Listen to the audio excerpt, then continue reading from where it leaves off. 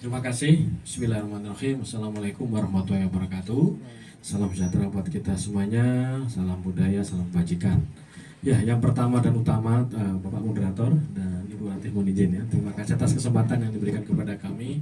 Alhamdulillah, memang semangat kami kurang lebih sama Pak sebagai anak bangsa Bu Ratih ya. Kita juga secara matiin dulu ya Pak ya. Jadi kita secara boleh dibilang reguler ya atau istiqomah selalu melakukan riset. Riset yang kami lakukan itu sederhana karena kita adalah praktisi ya. Pertama adalah telaah referensi ilmiah, scientific reference, the latest one yang paling terbaru, terkini. Yang kedua adalah kita melakukan studi empiris yang terjadi. Yang ketiga tak kalah pentingnya adalah bagaimana kita mengalaminya sebagai praktisi, sebagai tadi di profil yang sudah disampaikan terhadap kami. Jadi kami mengalami dan merasakan, plus ditambah klien-klien kami, korporasi bahkan birokrasi. Nah, sebagai pengantar dari program kita ini, Pak Moderator dan Bapak Ibu, teman-teman yang hadir secara virtual ya, secara maya ini, memang buku Leadership Gap Syndrome ini hadir tidak kebetulan ya. Kita melakukan riset itu sebenarnya sejak tahun 2015. Ya, 2015 melalui buku yang kita tulis waktu itu adalah Lead or Leave It. Kemudian 2019 Lead or Leave It to Millennials, dan 2024 ini adalah buku Leadership Gap Syndrome. Mengapa demikian Pak? Karena kita lihat semakin kesini, kalau bahasa anak sekarang ya, semakin kesono. Artinya kita lihat banyak sekali fenomena-fenomena yang secara alami ya, kita lihat bahwa yang abadi itu kan perubahan, termasuk adalah perubahan demografi angkatan kerja. Itu yang pertama Pak saya. Yang kedua adalah ada kecenderungan di mana mekanisme turnover itu sangat tinggi sekali Pak, dan frekuensinya sangat cepat. Kalau zaman dahulu kalau orang berkarir 5 tahun, kalau di swasta ini saya bilang ya, itu baru memikirkan dia akan memikirkan karir berikutnya atau dia pindah dan seterusnya. Sekarang bahkan kurang dari 2 tahun dan seterusnya. Tentunya secara bisnis ini sangat mengganggu kalau terjadi turnover yang sangat tinggi ya. Di sisi lain para leader itu banyak yang curhat curcol gitu. Apa yang beda gitu ya dengan saya ketika yang diharapkan dari seorang tim yang dipimpinnya itu tidak tercapai, padahal secara kemampuan dia bisa melakukannya.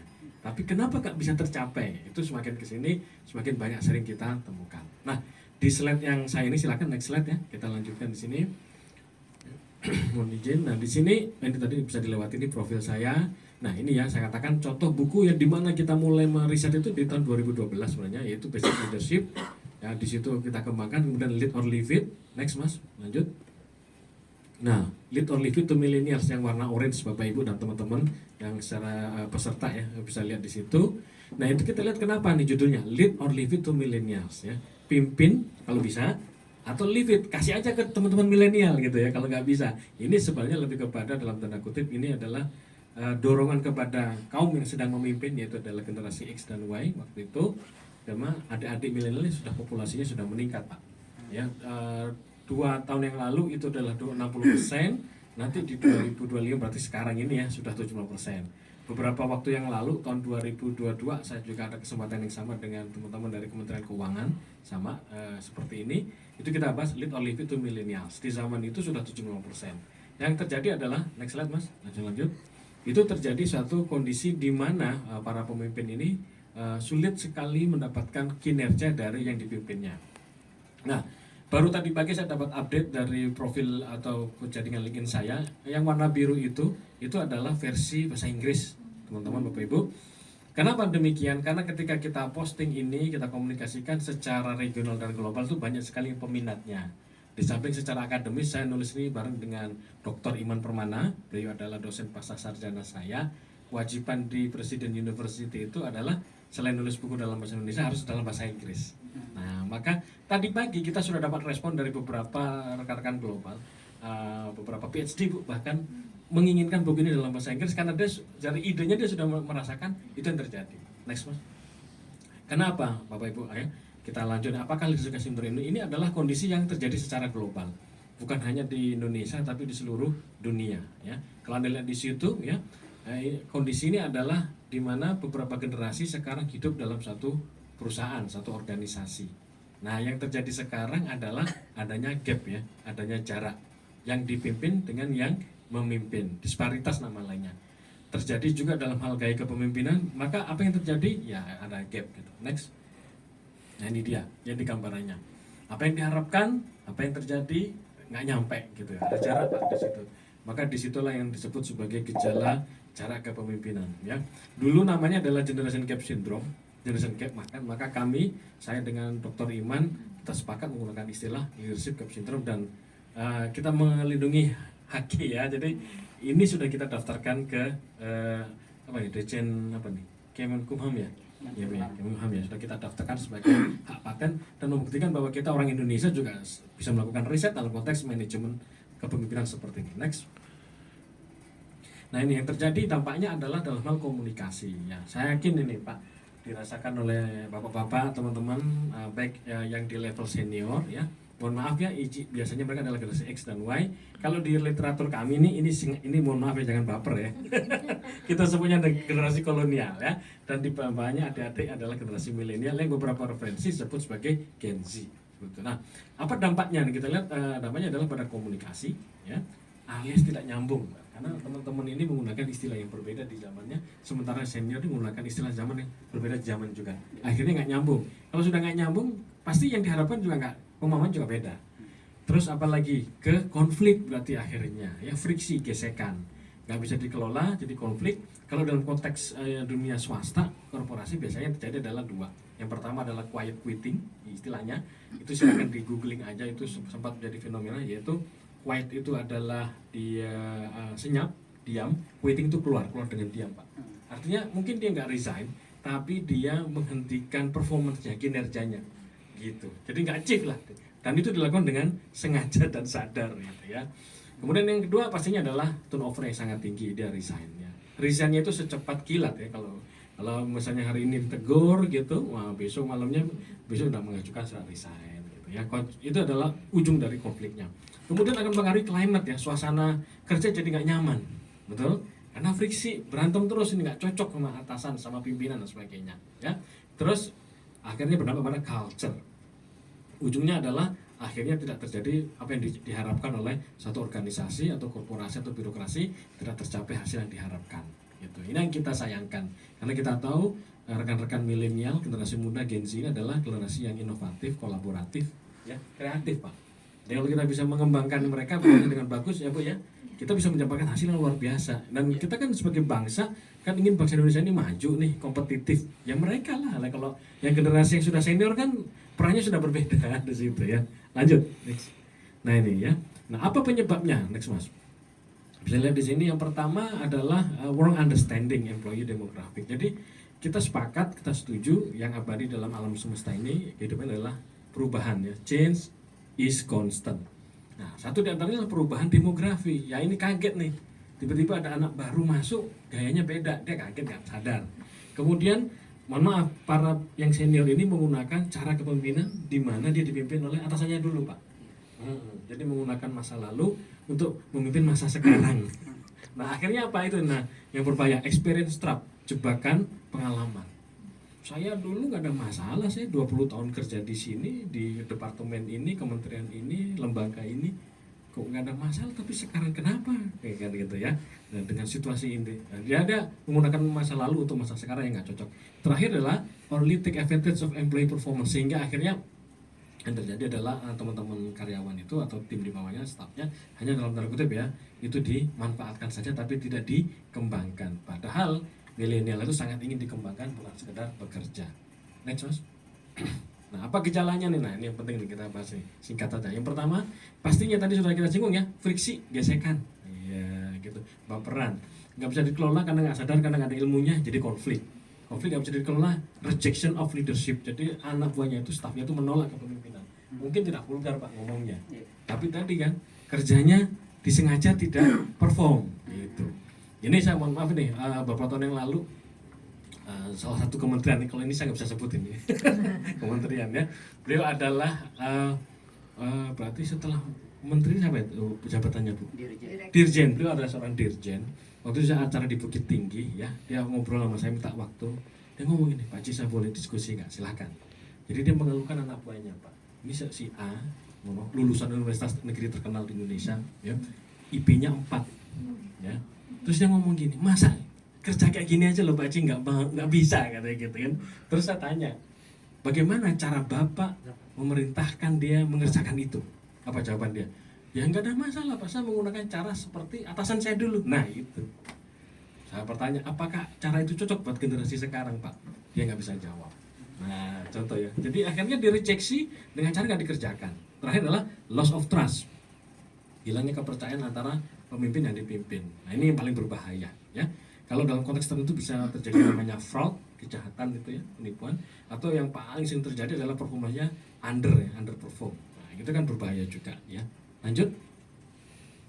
Nah terus ini tadi sudah kita lihat ya dampak-dampaknya, ada tidak produktif konfliknya, dysfunction system, turnover sangat tinggi. Kalau dalam konteks bisnis swasta, turnover yang tinggi itu sangat berbahaya ya. Bayangkan setiap bulan harus merekrut karyawan, training, belum perform, nah, itu kan kerugian tersendiri bagi perusahaan. Nah, dalam konteks birokrasi juga sama tentunya. Dan juga leadershipnya jadi tidak efektif. Lanjut. Dan ini ada beberapa hal nanti kita akan bahas tuntas Pak, kita kasih pengantar dulu.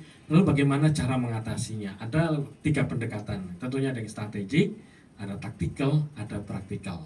Nah karena waktu kita ini saya akan fokus di praktikal saja. Intinya adalah teman-teman milenial ini perlu pendekatan yang berbeda. Jadi proses kepemimpinan itu jangan elitis, jangan elit, jangan ngebosi, tapi harus egaliter. Ya, harus merakyat, harus diantara mereka. Mereka sangat senang menghargai pemimpin yang egaliter. Tapi kalau mereka kurang berkenan kalau dipimpin dengan cara terlalu elit, gitu, terlalu ngebosi. Itu aja Pak dari saya. Bagaimana kita pengantarnya tentang leadership gap syndrome ini. Silakan Pak. Baik, terima kasih Pak Jay untuk paparan buat pengantar kita berdiskusi lebih dalam. Nah sebelum kita masuk ke diskusi nih, sudah hadir Bu Dr. Ratih yang saya yakin pengalaman beliau nih luar biasa yang bisa kita belajar banyak dari Bu Dr. Ratih. Karena pertama ini kalau beberapa teman saya kalau sudah punya anak berhenti kerja Bu. Kalau Bu Dr. Ratih ini aktif terus meningkatkan performansnya sampai beliau saat ini sebagai kepala pusat, dan ibaratnya tantangannya tidak saja mengurus kaum milenial, tapi juga kaum tadi Pak senior kolonial juga ya kolonial nih. Nah ini yang tingkat kerumitannya sama tingginya nih. Nah, gimana Bu Dr. Ratih dalam pengalaman-pengalaman Ibu mungkin bisa cerita banyak bagaimana mendapatkan tantangan-tantangan terhadap timnya ini gitu, baik dalam konteks pelaksanaan riset, karena dunia riset ini kan kumpulan orang-orang pintar. Betul. Ya? Jauh lebih rumit lagi mengatasi orang-orang pintar ini yang egonya juga jauh lebih tinggi nih. Nah ini yang mungkin kita bisa belajar banyak dari Bu Dr. Ratih. Silakan Bu Dokter. Baik, terima kasih. Assalamualaikum warahmatullahi wabarakatuh. Selamat pagi Bapak Ibu semua. Pertama-tama saya ingin mengucapkan terima kasih atas kesempatan yang diberikan kepada saya untuk sharing ya terkait dengan kepemimpinan. Mungkin berbeda dari Pak J, saya panggil Pak J aja supaya lebih panggilan saya akrab. Bu emang iya. Yang berarti benar Bu. Saya mungkin lebih ke arah ya praktisi ya. Saya karena ya menjalankan learning by doing sebetulnya Pak. Karena saya sebelum saya diberikan penugasan sebagai kepala pusat riset itu saya memang belum pernah mendapatkan pelatihan leadership sebelumnya. Tadi mungkin ada sedikit bakat yang kepepet mungkin. Dan juga ya dalam perjalanannya saya berusaha untuk selalu memperbaiki diri, mungkin itu. Saya juga memberikan apresiasi ini kepada Pak J yang sudah menulis buku ini. Saya juga banyak belajar nih setelah baca buku ini. Oh ternyata gaya kepemimpinan saya itu seperti ini gitu, dan ada hal-hal juga yang harus saya kembangkan ke depannya ya Bapak Ibu. Jadi izin saya menyampaikan ini pertama kali juga saya jadi narasumber di Kementerian Agama ya, karena biasanya tuh ya kementerian terkait dengan pusat riset saya ya paling Kementerian Kesehatan, Kementerian Pertanian gitu ya, Bappenas. Yang ini baru pertama kali. Mudah-mudahan tidak mengecewakan ya Bapak Ibu. Jadi ini mungkin saya ingin sharing dari laboratorium ke ruang rapat ya Bapak Ibu, karena sebelumnya saya memang kerja di laboratorium. Intinya saya harus menyatukan keberagaman generasi untuk mewujudkan inovasi ya. Slide berikutnya. Karena saya di sini mewakili institusi saya. Slide berikutnya Pak, mohon maaf. Ya, yaitu BRIN. Mungkin belum banyak yang tahu juga atau tahu tapi cuma sekilas gitu ya mengenai BRIN. Sebetulnya BRIN itu apa gitu ya kan. Nah, BRIN ini adalah salah satu-satunya saat ini adalah lembaga riset di Indonesia. Jadi pada tahun 2021 itu BRIN menyatukan semua lembaga riset dan litbang yang ada di kementerian. Jadi sampai saat ini pegawai BRIN banyak sekali ya, mungkin hampir 15.000 orang ya di seluruh Indonesia. Karena sudah disatukan lembaga riset Batan, Lapan, BPPT, LIPI, lembaga molekuler Eijkman, ditambah juga semua litbang di kementerian. Nah, BRIN itu dibuat dengan untuk meningkatkan ekosistem riset dan inovasi di Indonesia. Dengan kita tuh punya 3 peran penting. Diharapkannya yaitu sebagai pembantu untuk kebijakan ya, jadi policy support. Nah, jadi ini ada kedeputiannya sendiri yang memang khusus bertugas untuk mendukung kementerian yang ingin mengeluarkan kebijakan tapi berbasis riset begitu. Jadi ada deputi untuk kebijakan pembangunan, deputi untuk kebijakan riset dan inovasi, deputi untuk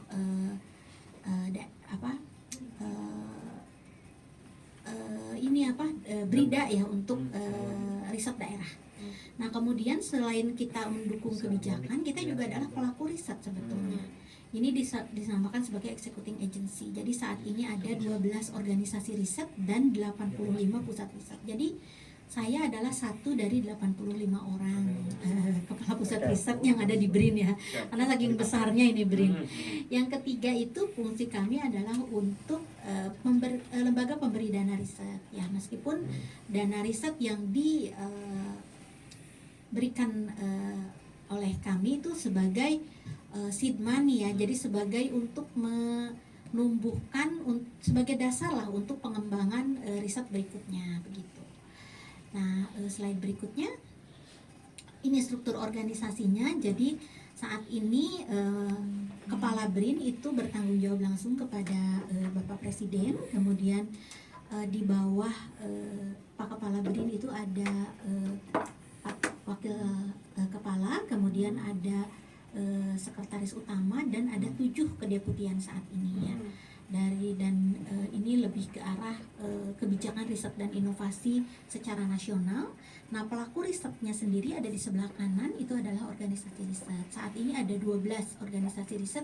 Jadi pengelompokannya berdasarkan keilmuannya. Ada organisasi riset kesehatan, pangan dan pertanian. Nah, kalau saya ada di bawah organisasi riset hayati dan lingkungan. Ya, slide berikutnya. Nah, ini kayaknya sebelumnya masih ada satu slide lagi nggak ya? 1, 2. Oh, udah ya? Udah. Setelah ini? Ini. Oh, langsung ya? Oke, mungkin kemarin ini. Nah, jadi ini perjalanan saya. Jadi sebelum BRIN saya itu, jadi saya sudah 20 tahun bekerja sebagai PNS. Di awal saya diterima sebagai kandidat peneliti di Pusat Penelitian Bioteknologi LIPI. Kemudian di tahun 2021 saya baru mendapatkan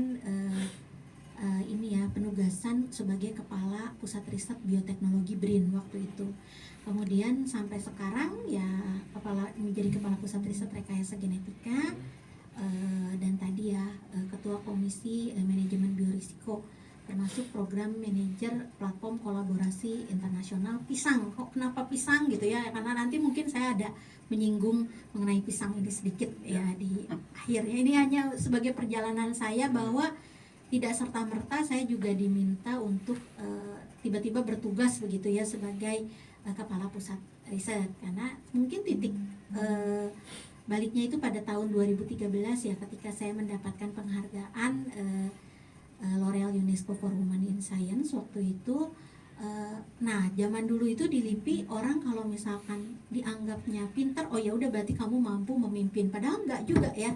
Hanya sekarang, nah setelah jadi mulai kepercayaan di sana banyak. Padahal nggak selalu otomatis seperti itu ya. Apakah orang yang pintar bisa secara leadershipnya juga kuat? Belum tentu ya. Banyak yang tidak juga. Tapi seperti itulah dianggapnya kalau dulu di LIPI. Nah kalau di BRIN sekarang sistemnya sudah jauh-jauh lebih baik ya, semuanya untuk saringan menjadi pemimpin itu dari berbagai sisinya. Slide berikutnya. Nah ini ada peralihan peran tentu saja ya. Saya baca di buku Leadership Gap Syndrome itu bahwa peran utama leader itu kan selain dia bertanggung jawab pada pengembangan orang, organisasi, bisnis, yang terpenting itu dia harus mampu memimpin perubahan. Nah ini yang sangat sulit ya, karena perubahan itu kan abadi, selalu berubah gitu hidup itu, dan kita tuh harus terus berinovasi dan beradaptasi sehingga harus tetap relevan. Nah jadi saya pun mengalami perubahan yang sebetulnya peralihan peran bukan lagi dari data dan eksperimen di laboratorium, tapi mengelola SDM yang jauh lebih kompleks karena mengurus makhluk hidup gitu ya, maksudnya yang memiliki akal pikiran dan kecerdasan yang luar biasa. Jadi itulah kompleksnya di sana ya. Slide berikutnya. Nah mungkin kenapa tadi untuk mewujudkan inovasi ya, karena saya ada di lembaga riset dan inovasi itu sesuatu yang tidak bisa dipisahkan. Apa itu inovasi ya? Untuk mengingatkan kita kembali ya bersama, itu kan adalah sesuatu yang baru lah. Apakah itu yang betul-betul baru atau versi pembaruan dari sesuatu yang sudah ada sebelumnya, baik itu produk, baik itu metode, pengetahuan, teknologi, macam-macam gitu ya. Nah, kenapa inovasi ini penting? Karena inovasi itu yang mendorong kemajuan suatu bangsa ya. Bagaimana kita memecahkan masalah, meningkatkan efisiensi, mencari peluang baru, beradaptasi dengan perubahan. Dulu tidak diperlukan, tapi mungkin sekarang diperlukan gitu. Nah, ini hanya bisa diselesaikan dengan inovasi yang intinya sebetulnya untuk meningkatkan kualitas hidup kita semua. Jadi dia bisa dari ide, dari perubahan lingkungan. Misalkan sekarang ada perubahan iklim ya, tadinya tanaman padi yang kita tanam sekarang karena dulu curah hujannya baik, atau misalkan tidak ada banjir, dia panennya baik gitu ya. Tapi setelah ada perubahan iklim, suhunya naik, curah hujan tidak menentu, nah itu kita perlu padi varietas baru. Nah itu hanya bisa didapat dengan inovasi. Jadi tapi di lembaga riset, inovasi itu tidak semata-mata berasal dari teknologi, tapi memang harus dari budaya yang dibentuk bersama. Jadi ada peran dari kedua belah pihak, dari kepemimpinan dan juga dari periset yang menjawab tantangannya. Dan inovasi ini hanya akan bisa tumbuh kalau punya pemimpin yang visioner dan perisetnya itu punya inisiatif ilmiah gitu ya. Slide berikutnya. Nah, ini saya baca sebagai pemimpin itu dia harus punya keseimbangan leading dan managing ya. Kalau bisa dilihat nanti kalau Bapak Ibu punya bukunya, beli ya Bapak Ibu segera. Ini di halaman 47 ini ada 3, memang saya sangat setuju ya, karena memang di lembaga riset ini ada 3 pilar kepemimpinan. Yang keduanya itu adalah keseimbangan sebetulnya antara leading dan managing. Nah, di lembaga riset itu ada 3 aspek ya dari pemimpin yang diharapkan itu dia menguasai secara aspek substansi atau ilmiah. Ini kapasitas keilmuan pemimpin. Bagaimana mau memimpin periset kalau dia bukan periset misalkan. Kan dia harus tahu ya, harus memahami seluk-beluknya. Dan yang paling penting itu adalah integritas dan kredibilitas. Di kita, di peneliti itu ada periset itu ya, ada slogan yang periset boleh salah tetapi tidak boleh bohong. Jadi kalau di kami plagiasi, kemudian juga etika dalam riset itu sangat-sangat dijunjung tinggi. orang yang sudah melakukan pelanggaran terhadap etika riset, ya udah integritas dan kredibilitasnya itu akan diragukan. Jadi tidak bisa ya untuk memimpin selain dia menguasai, ya dia harus berintegritas. Yang kedua itu aspek manajerial. Ini secara umum ya, mengelola SDM, anggaran, waktu, dan fasilitas yang sesuai regulasi. Nah, mungkin ini yang paling nyambung nih aspek sosiokultural dengan buku Leadership Gap Syndrome ini. Itu kemampuan membina hubungan antar generasi, komunikasi, budaya, disiplin ilmu begitu ya dalam komunitas riset. Slide berikutnya. Nah, ini aspek substansi. Intinya gini, kita mau memimpin orang-orang pintar ya kalau di lembaga riset. Kalau kamu tidak punya kemampuan yang dianggap setara, jangan harap orang-orang mau mendengarkan apa kata kita gitu ya.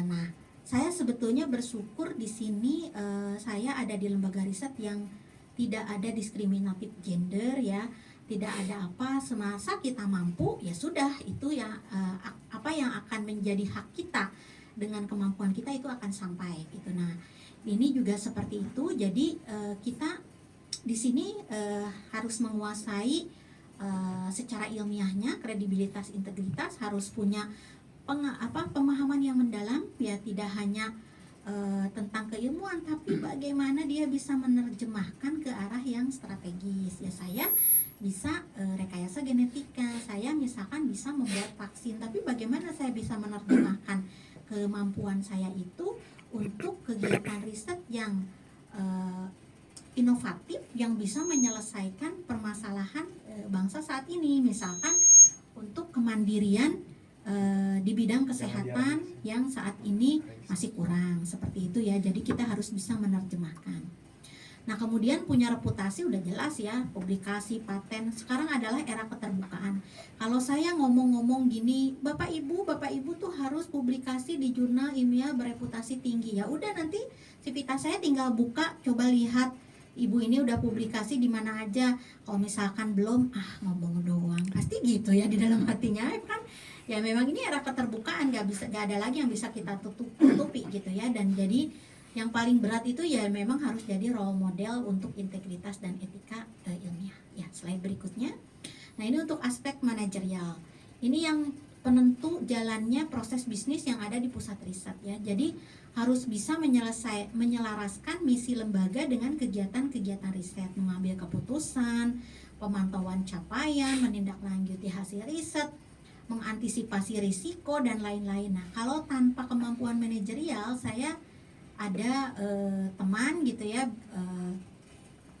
yang memang secara substansi dia sangat menguasai, pinter lah, luar biasa, tapi ketika dihadapkan pada aspek manajerial dia kurang punya kemampuan, jadi acak-acakan gitu ya, akhirnya deadline sering mundur gitu ya, semua dokumen-dokumen penting jadi tidak tereksekusi dengan baik. Nah, ini memang hal yang paling menentukan untuk eksekusi jalannya proses bisnis ya. Slide berikutnya. Nah, ini aspek sosiokultural. Ini yang memang penentu pengelolaan SDM iptek, yang sebenarnya ini yang paling berat di antara semua. Kalau menyusun dokumen, menyusun apa, itu kan benda mati ya, tulisan dan lain-lain. Tapi kalau sudah dihadapkan dengan SDM yang beda karakter, kebutuhan, kemudian juga beragam disiplin, beragam generasi, inilah yang ada yang mendominasi, ada yang tidak. Ini yang paling sulit, dan peran yang harus banyak diambil ini adalah menjadi mediator ya sebagai pemimpin itu. Ya, slide berikutnya.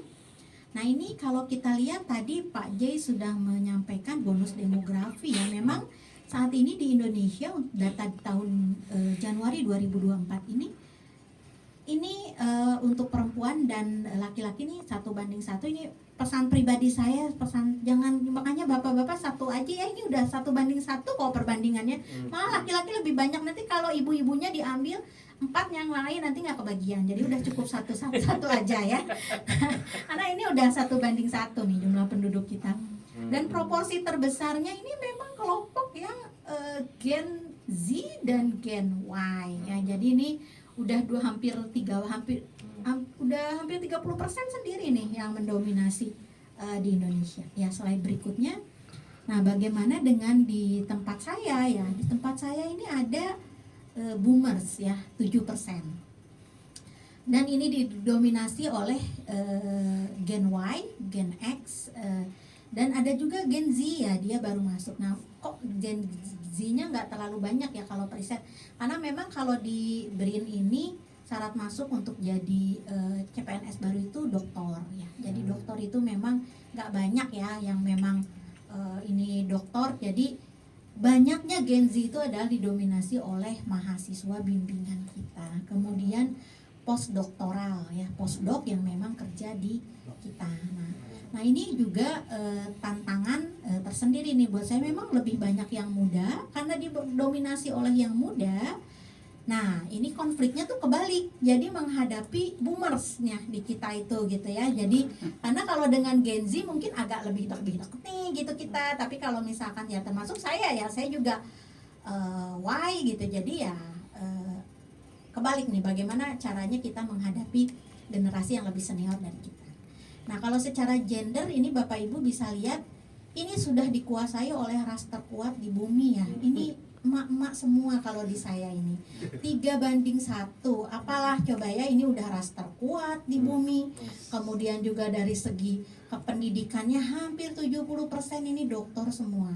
Ada S2 30%, tapi ini lagi pada sekolah Bapak Ibu ya, karena sekolahnya ini terhitung yang sekolah di dalam negeri. Jadi masih terhitung yang sekolah. Jadi ini sebetulnya para mahasiswa S3. Jadi ya terbayang kompleks ya, karena memang dari segi egoismenya tinggi ya, dari segi kemampuan bicara mengekspresikan apapun itu tidak akan kalah ya. Betul, kalau kita mau debat kusir sampai 7 hari 7 malam juga nggak akan selesai ya Bapak Ibu ya. Slide berikutnya.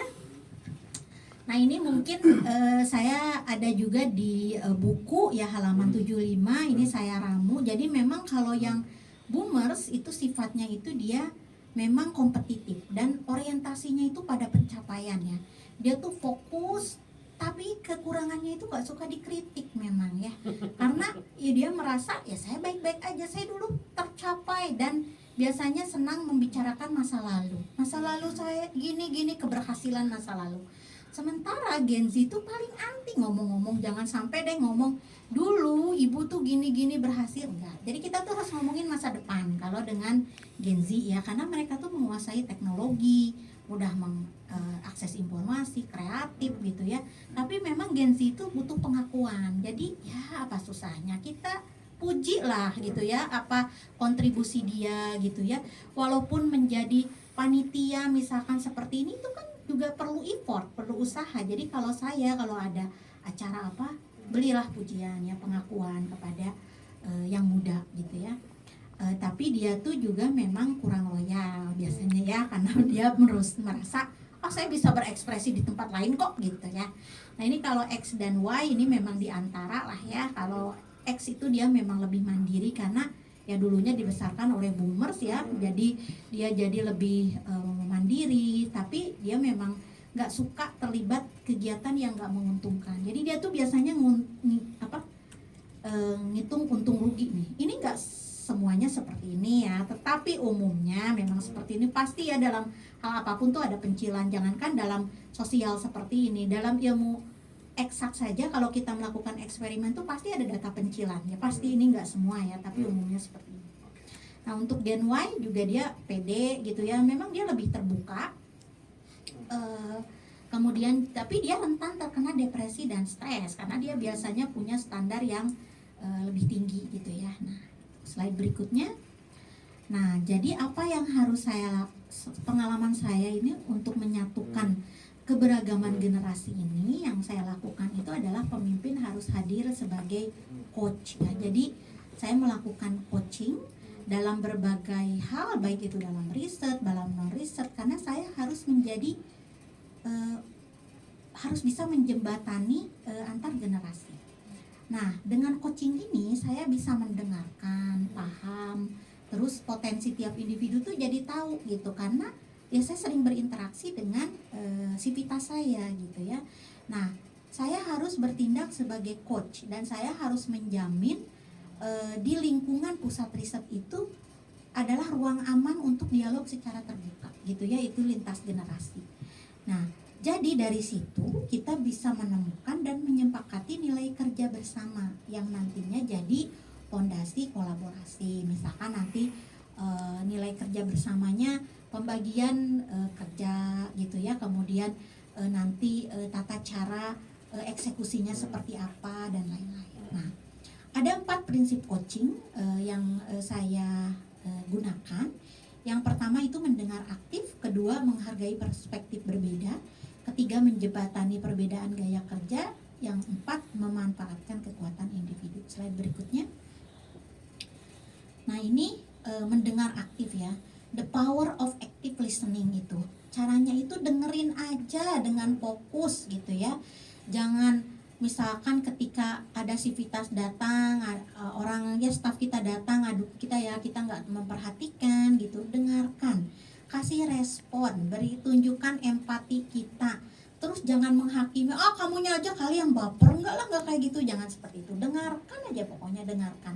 Karena kadang-kadang orang yang datang ke kita itu tahu ini solusinya tuh udah ada sebetulnya, tapi saya tuh belum bisa menerima solusi ini dan saya cuma butuh didengerin, dah gitu aja sebetulnya. Jadi dengarkan ya. Karena the power of active listening itu ternyata berdasarkan penelitian itu dia bisa meningkatkan produktivitas tim sampai 30%, mengurangi kesalahpahaman, kesalahan komunikasi. Jadi mulailah dari kita dulu sebagai pemimpin yang mendengar gitu ya. Supaya kalau dia merasa didengar, dia akan terlibat nantinya ya. Kemudian motivasinya naik, apalagi kalau misalkan kita memberi penghargaan, iya saya paham, kamu pasti sudah bekerja dengan baik, tetapi ternyata kenyataannya seperti ini. Ya udah, nanti ke depannya kita bersama-sama yuk kita membuat sesuatu versi yang sebagai alternatif gitu. Nah, itu biasanya akan menimbulkan kreativitas ya bagi periset yang datang ke saya gitu ya. Nah, jadi kalau menurut Harvard Business Review pun tim yang dipimpin oleh pemimpin yang menerapkan active listening itu produktivitasnya itu naik ya dibandingkan dengan tim yang lain. Ya, slide berikutnya. Nah, ini saya masih catatan di akhir-akhir itu halaman berapa ya, karena ini sebetulnya inline ya dengan buku. Apa yang saya praktekkan, saya rasakan, saya pelajari dan saya rasakan itu ada di dalam buku yang dibuat oleh Mas J ini ya. Jadi, nah ini menghargai perspektif berbeda ya, karena pasti beda. Jangankan beda generasi, kita satu generasi aja pasti akan beda perspektif. Jadi ya kita tampung semua pendapat, hargai dulu pandangan yang berbeda. Jangan langsung nggak mungkin itu nggak efisien gitu, udah langsung di-cut, nggak, dengarkan dulu, tampung dulu gitulah, baru nanti kita bersama-sama ambil keputusan. Kalau masih bisa dua-duanya diakomodir, ya kita akomodir. Kalau tidak bisa, berarti pemimpin yang tugasnya memberikan pemahaman bagi kita mau ngambil perspektif yang ini karena lebih ke arah sini. Bukan artinya perspektif ini tidak bagus, tapi saat ini yang paling memungkinkan adalah ini. Pakailah bahasa-bahasa yang diplomatis, yang menenangkan, itu tuh sangat perlu ya. Karena sebetulnya keragaman ini tuh kekuatan. Orang yang tim yang terdiri dari berbagai macam expertise, berbagai macam generasi, berbagai macam keilmuan itu dia bisa lebih efektif sebetulnya dan lebih efisien kalau dalam memutuskan sesuatu kalau mereka sudah punya fondasi untuk kolaborasi. Dan perusahaan dengan tingkat keragaman yang lebih tinggi itu dia bisa biasanya menghasilkan output inovasinya itu lebih banyak ya, patennya lebih banyak, sitasinya juga banyak. Jadi untuk mengambil keputusan itu harus mendorong keterlibatan dan dialog antar anggota tim. Nah, jadi ini akan memperkuat keputusan, inovasi dan hasil bersama yang dalam tim. Ini yang saya rasakan. Ya, slide berikutnya. Yang ketiga itu, nah ini memang kita harus jadi mediator penengah karena harus bisa menjembatani perbedaan nilai dan gaya kerja. Jadi kita harus tahu nih kebutuhan dari boomers itu apa, harapannya dia apa, ketakutannya apa. Kalau bekerja sama misalkan dengan Gen Z, begitu juga Gen Z, kita harus tahu ya X juga harus tahu, oh dia ketakutannya ini, harapannya ini. Nah itulah kita harus menjembatani. Ya memang harus, nah ini karena mungkin saya merasakan karena saya perempuan, mungkin kalau perempuan tuh lebih luas ya untuk bisa membujuk, bisa apa namanya berkomunikasi. Biasanya persuasifnya itu lebih, maaf ya bapak-bapak itu lebih unggul biasanya dibandingkan dengan bapak-bapak karena nah ini padahal kuncinya itu sebetulnya di situ aja, komunikasi. Bagaimana kita melakukan pendekatan persuasif, akhirnya ya udah semuanya sepakat, ya udah beres lah ya, jadi kita bisa ngambil keputusan. Slide berikutnya, ini langkah yang diambil udah tadi ya, pemetaan gitu ya, identifikasi gaya kerja dominan. Biasanya kan yang senior tuh formal gitu ya, mendalam, tapi prosesnya panjang lama. Kalau yang muda tuh cepet, mereka mau kerjasama berbasis digital. Nah ini yang harus biar ketemu nih di tengah gimana gitu ya. Kita harus pakai teknik komunikasi yang non konfrontatif. Jangan ibu pakai itu mah lama, kemarin juga di proyek yang kemarin lama gitu. Nah ya, jangan diucapkan lah seperti itu ya, nanti menyakiti. Jadi biasanya itu ya ibu itu memang kita itu memang bagus gitu dengan pendekatan itu lebih mendalam, tetapi pada saat ini karena kita dikejar deadline, yang memungkinkan itu adalah dengan pendekatan yang pakai modeling misalkan seperti ini. Nah itu biasanya ketemu lah, karena ya kita harus menerjemahkan bahasa antar generasi. Biasanya itu yang senior itu ini harus jelas, terstandar, terstruktur gitu ya. Jadi maksudnya itu kita ngomong nanti ke anggota tim yang lain, maksudnya ibu ini gini loh gitu, standar apa yang mau kita pakai sebagai rujukan gitu. Nah itu biasanya mereka paham. Kalau peneliti dan para periset muda itu biasanya kan mereka lebih kreatif, gak ingin kayak plek ketiplek kayak gitu, pastilah ingin mengembangkan sedikit. Dan biasanya yang tua tuh gak nerima, tapi ya kita terjemahkan, ya bu kalau kita punya bahan pembanding nanti kedepannya kita jadi tahu mana yang terbaik, seperti itu. Slide berikutnya, nah ini yang keempat, ini memanfaatkan kekuatan unik tiap generasi. Jadi bukan mencari kekurangan ya, tapi justru berbasis kekuatan. Nah, kita tahu gen Z itu dia kreatif, cepat belajar, inovatif dan digital native. Yang paling cocok itu biasanya saya minta penugasannya itu tim kreatif untuk konten riset media sosial, pemodelan, atau penguji protokol baru. Dia itu biasanya oh ya ini karena dia kreatif gitu ya, oh bu ternyata ini udah dioptimasi tuh gini, oh bagus gitu ya. Nah kalau Gen Y biasanya dia adaptif, kolaboratif juga ya, dan melek teknologi. Dia itu bisa jadi PI kegiatan riset untuk hibah internasional. Kemudian mentor kalau analisis pakai software tuh bagus gitu ya Gen Y itu.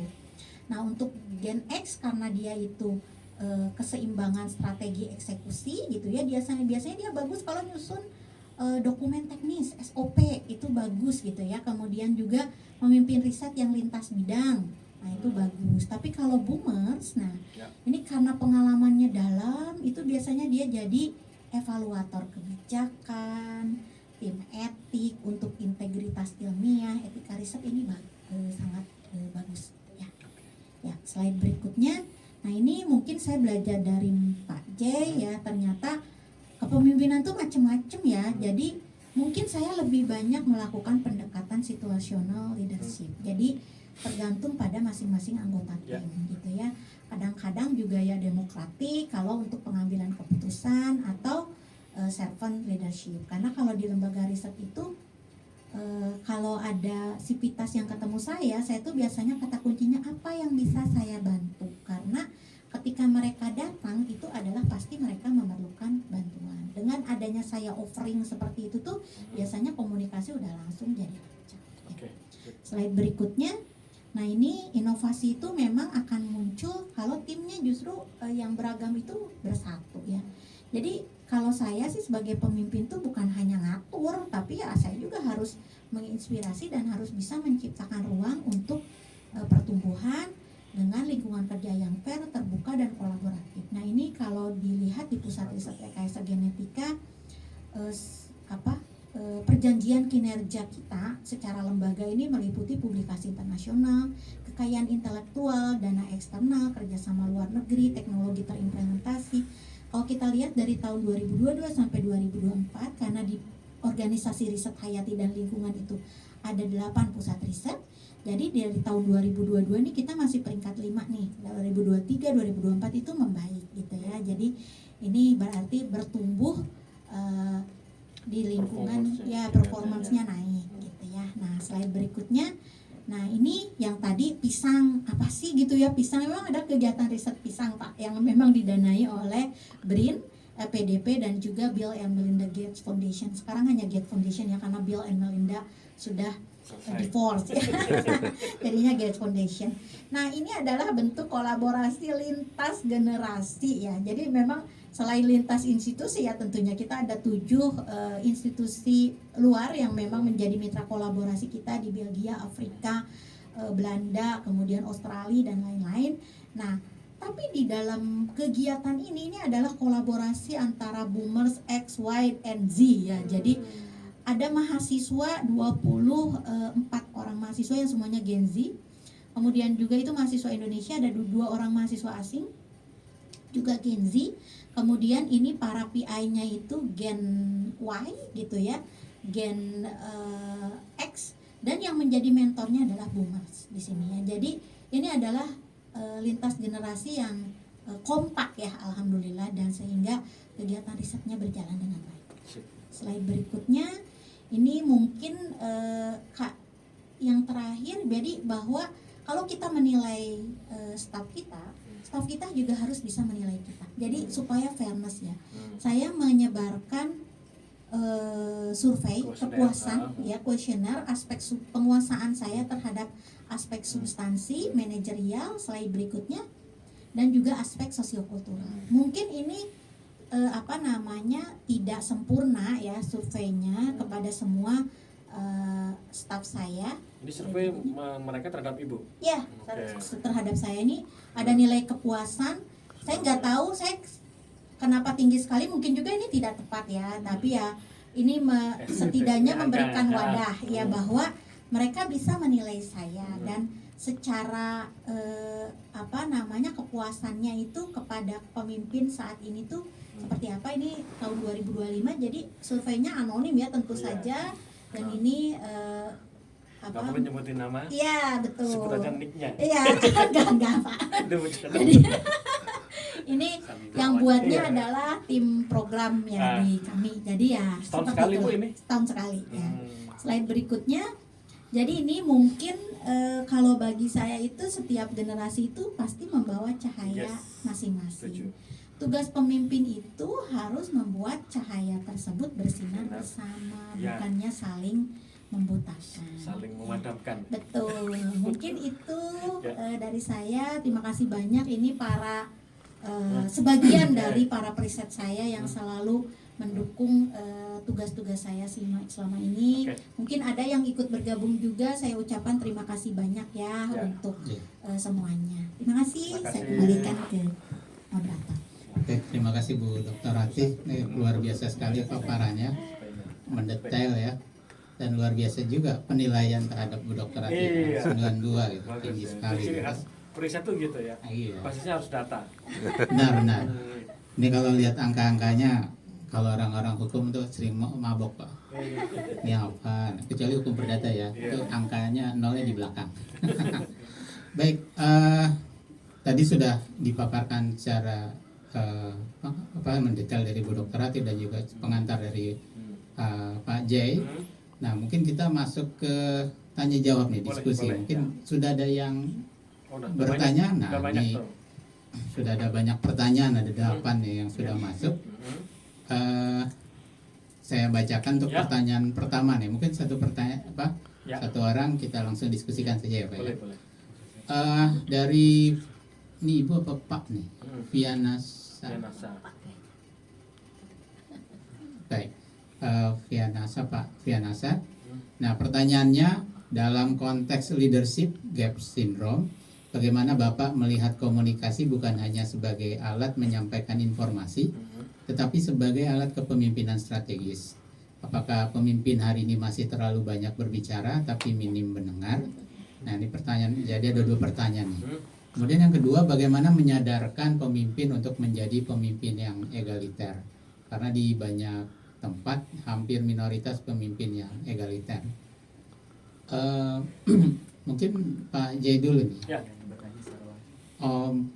ada yang Pertanyaan langsung. Kita respon dulu yang langsung. Oke, boleh. Oke, baik. Mungkin ada tadi pertanyaan yang mau langsung. Kita respon dulu tadi ya Mas ya. Iya, Oke, kita respon dulu yang pertanyaan pertama yang dibacakan. Mungkin Oke. Pak J Bisa terlebih dahulu. ditampilkan lagi pertanyaannya. Ya, mohon izin. Baik, terima kasih kepada Bapak atau Ibu ya, Fianasha ya. Ya, ya. Nanti mohon izin Bu Rati, nanti kalau kurang saya ditambahkan aja. Oke. Oke, Pasti dari- lebih ahli dari saya. Iya iya. Oke, dalam konteks leadership syndrome bagaimana melihat komunikasi sebagai informasi sebagai alat strategis. Oke. Jawaban saya Bapak Ibu dan teman-teman semuanya yang hadir secara virtual di sini, betul sekali. Sehari-hari setiap saat Pak, kita itu mendeliver leadership kita tuh, kepemimpinan kita tuh melalui media namanya komunikasi. Itu yang pertama. Sehingga teknik komunikasi dalam konteks kepemimpinan itu bukan hanya strategis tapi sangat amat penting sekali, 4 kali berarti ya, 4 kuarter sangat amat penting sekali. Berarti yang ketiga, bagaimana cara komunikasi yang relevan di zaman now. Oke, tadi sudah disinggung nih dari pertanyaannya, pastikan kita kaidahnya kita ganti 30% 70%. Artinya apa? 30% kita bertanya, tentunya dengan pertanyaan yang berbeda caranya. Yang 70% kita adalah active listening, bukan hanya hearing. Kalau hearing itu menangkap gelombang suara, kalau listening adalah mendengar untuk memahami. Jadi pemimpin zaman now itu memang betul tadi disinggung adalah lebih banyak menyimak daripada berbicara, ya. Gitu. Nah, teman-teman milenial atau Gen Z itu memang sangat respect pada pemimpin yang lebih melibatkan mereka. Nah, melibatkan itu tidak mungkin terjadi kalau kita banyak ngomong, Iya. kecuali kita banyak bertanya dan menyimak, betul ya? Iya. Nah, yang kedua, anak-anak sekarang ini, teman-teman ini lebih suka melaksanakan ide mereka daripada perintah pimpinan.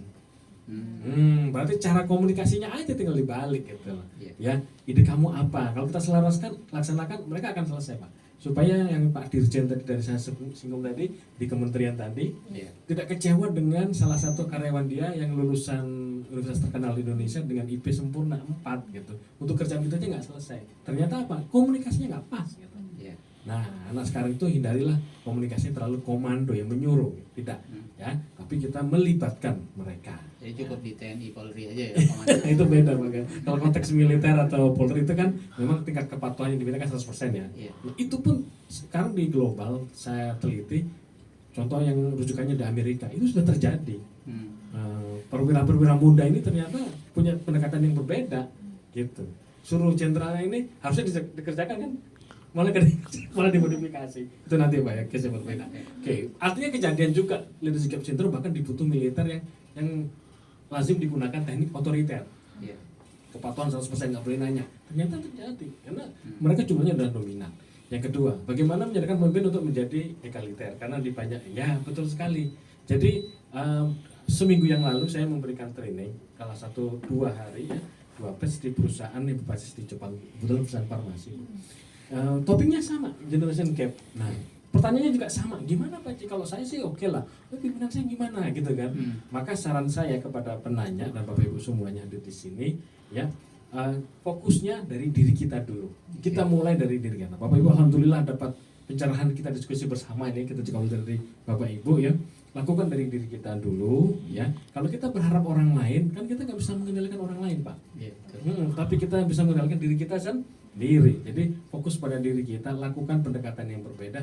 Insya Allah orang tersebut akan terinspirasi. Iya. Ya, gitu. Jadi jadilah perubahan yang Anda inginkan. Jadi sebelum kita mau berubah apa itu orang, ya kita dulu yang mulai. Gitu. Jadilah perubahan yang kita inginkan.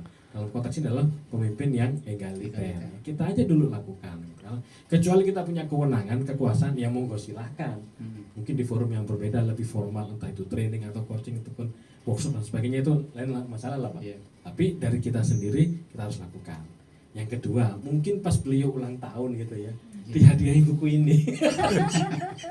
Halus aja gitu ya. Tapi itu juga harus diperhatikan juga ya. Jangan sampai tersinggung, iya. Hati-hati. Jadi itu jawaban dari saya atas pertanyaan tersebut. Terima kasih ya Terima Pak. kasih Pak Ji. Biar- Mungkin Bu Mau nambahkan Bu? Ada Monggo, silakan. pengalaman Ya, Ibu ya, gitu. gimana Bu? Oh ya, mungkin kalau saya sih pengalaman apa biasanya strateginya ya eh, jadi saya tuh menekankan bahwa ya kepemimpinan saya itu hanya ketika di pekerjaan gitu ya. Selebihnya ya kita sama gitu ya. Bahkan di WhatsApp grup pertemanan itu saya nggak keluar tuh ada aja gitu ya. Dan kalau misalkan ada WhatsApp grup angkatan arisan gitu ya apa itu saya masih di situ karena kadang-kadang dengan orang melihat oh kita nggak berubah ya setelah kita menjadi pemimpin. Jadi kita bisa menempatkan mana ketika bisa kita diminta untuk jadi pemimpin, mana yang enggak gitu. Nah, ketika kita bersikap biasa saja itu tuh kan juga menjadi kunci tuh untuk masuk gitu ya. Biasanya untuk masuk ke eh, apa namanya ke staff-staff kita bahwa oh ya ini nggak apa-apa kok gitu sih Bu mah santai aja. Jadi ya itu paling pendekatan praktisnya tuh seperti itu gitu ya. Dan betul tadi kata Pak J ya, saya juga tadi juga menyampaikan untuk active listening. Nah ini tuh sang kunci dari keberhasilan komunikasi ya kalau menurut saya. Jadi dengarkan dulu. Memang kadang-kadang ya aduh ini banyak pekerjaan gitu ya kalau saya ini ya, ada deadline, sementara ini sivitas datang, terus ada yang ngomongnya itu to the point, ada yang suka muter-muter gitu ya. Ya itulah memang seninya pemimpin, harus sabar, dengarkan aja. Nanti ketika pas kita bisa masuk ya, oh iya gimana kan misalnya kita kasih saran dulu kalau waktunya mepet, gimana kalau kita lanjutkan besok, hari ini saya ada rapat dulu nih sebentar, nanti kita lanjutkan ya. Biasanya mereka oke kok. Jadi ya itulah kuncinya ya, memang untuk bisa berbaur itu intinya itu adalah komunikasi ya. Baik, terima kasih Bu Dokter. Saya mau nambahkan dari yang disampaikan atau dilakukan oleh Bu Rati ini adalah itu contoh egaliter. Ketika di grup arisan sebagainya dia biasa aja, itulah egaliter contohnya. Ya kadang-kadang pas sudah jadi nggak bawa posisi lagi, iya. ke bawah ini berubah. Iya. Nah ini yang kadang-kadang rada repot. Dan mereka akan melihat oh ternyata ibu asik juga ya orangnya ya. Nah ketika dipandang asik juga orangnya, nggak salah kalau surveinya 92%. Iya betul. Oke. Survei membuktikan ya Pak. Lanjut, Baik, silakan kita tanya langsung. Tanya yang langsung Triamal. yang mana nih? Yang resennya? Ya. Ini ada 3 yang Triamal. Triamal, boleh. Triamal, silakan Silakan. Pak Triamal. Dari Triamal ada satu. Gimana suaranya Pak? Ya, terdengar, silakan Mas. Oke, Assalamualaikum warahmatullahi wabarakatuh. Waalaikumsalam warahmatullahi wabarakatuh. Selamat pagi menuju siang hari ini kepada narasumber keduanya.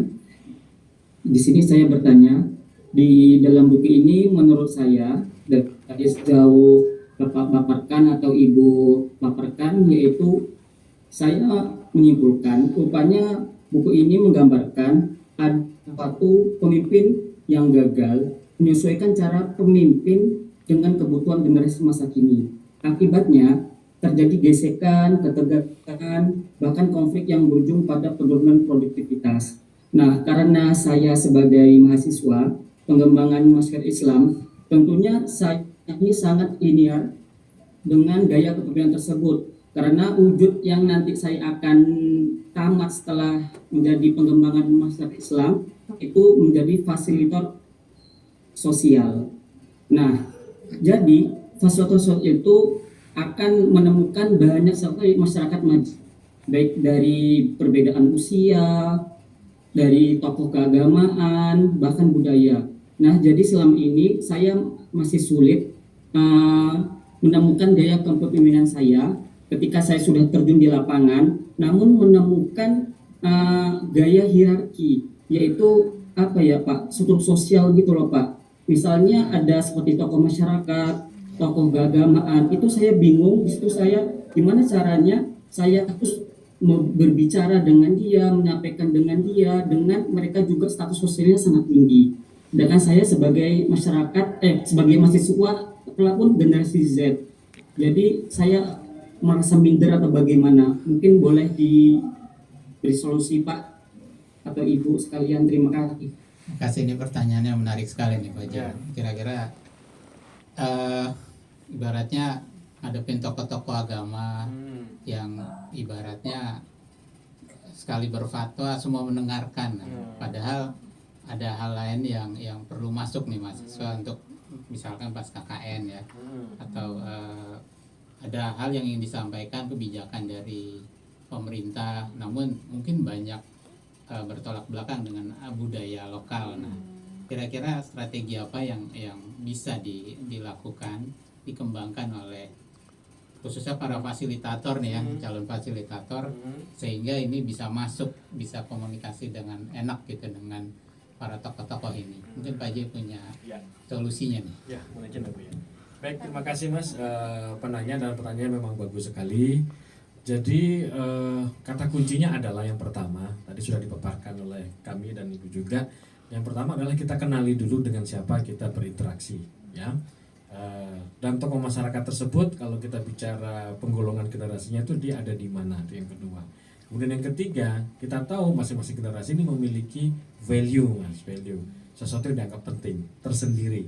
Ya, X, Y, Z, boomer, dan seterusnya itu ada value-nya. Nah, yang saya pahami, ya, dengan referensi yang ada, generasi X atau boomers itu value yang paling utama dan pertama itu adalah, kalau dalam konteks kemasyarakatan ya Mas ya, itu adalah adab ya. Kalau bahasa kita itu attitude lah, ya, behavior dan attitude-nya. Adab dulu diutamakan. Kalau kita bisa menampilkan adab yang baik, ya, maka apapun yang kita sampaikan kemungkinan besar bisa diterima.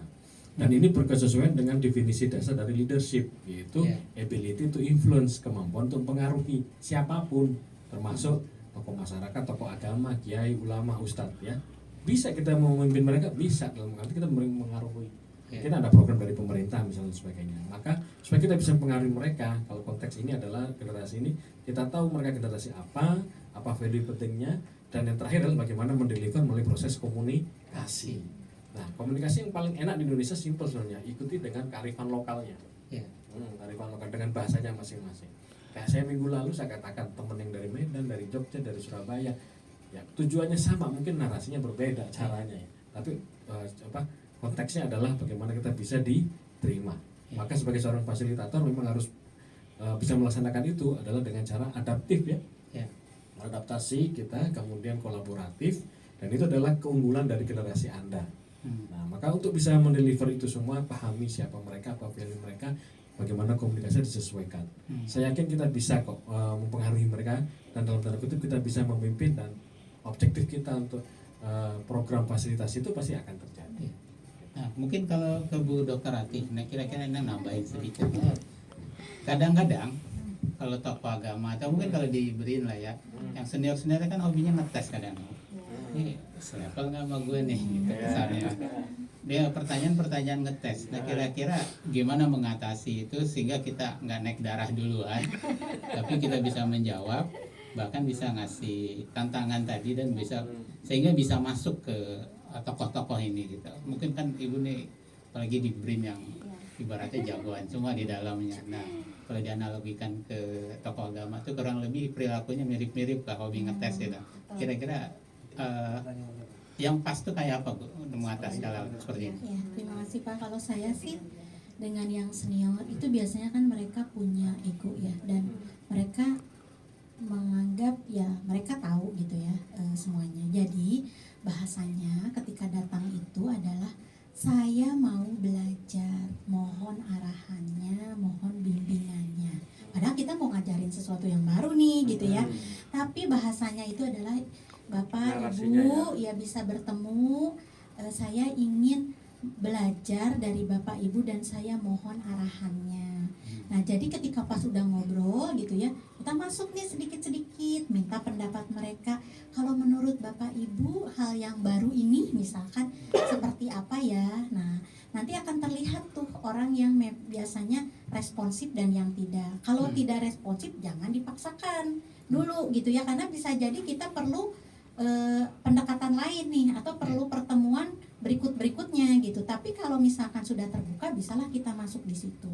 Ya Bapak Ibu, sebetulnya saya ini ingin menyampaikan, nanti udah masuk gitu ya, ada aturan baru nih terkait dengan ini aturannya tuh seperti ini. Jadi secara masuknya tuh halus, tapi ya tersampaikan juga apa yang kita inginkan gitu.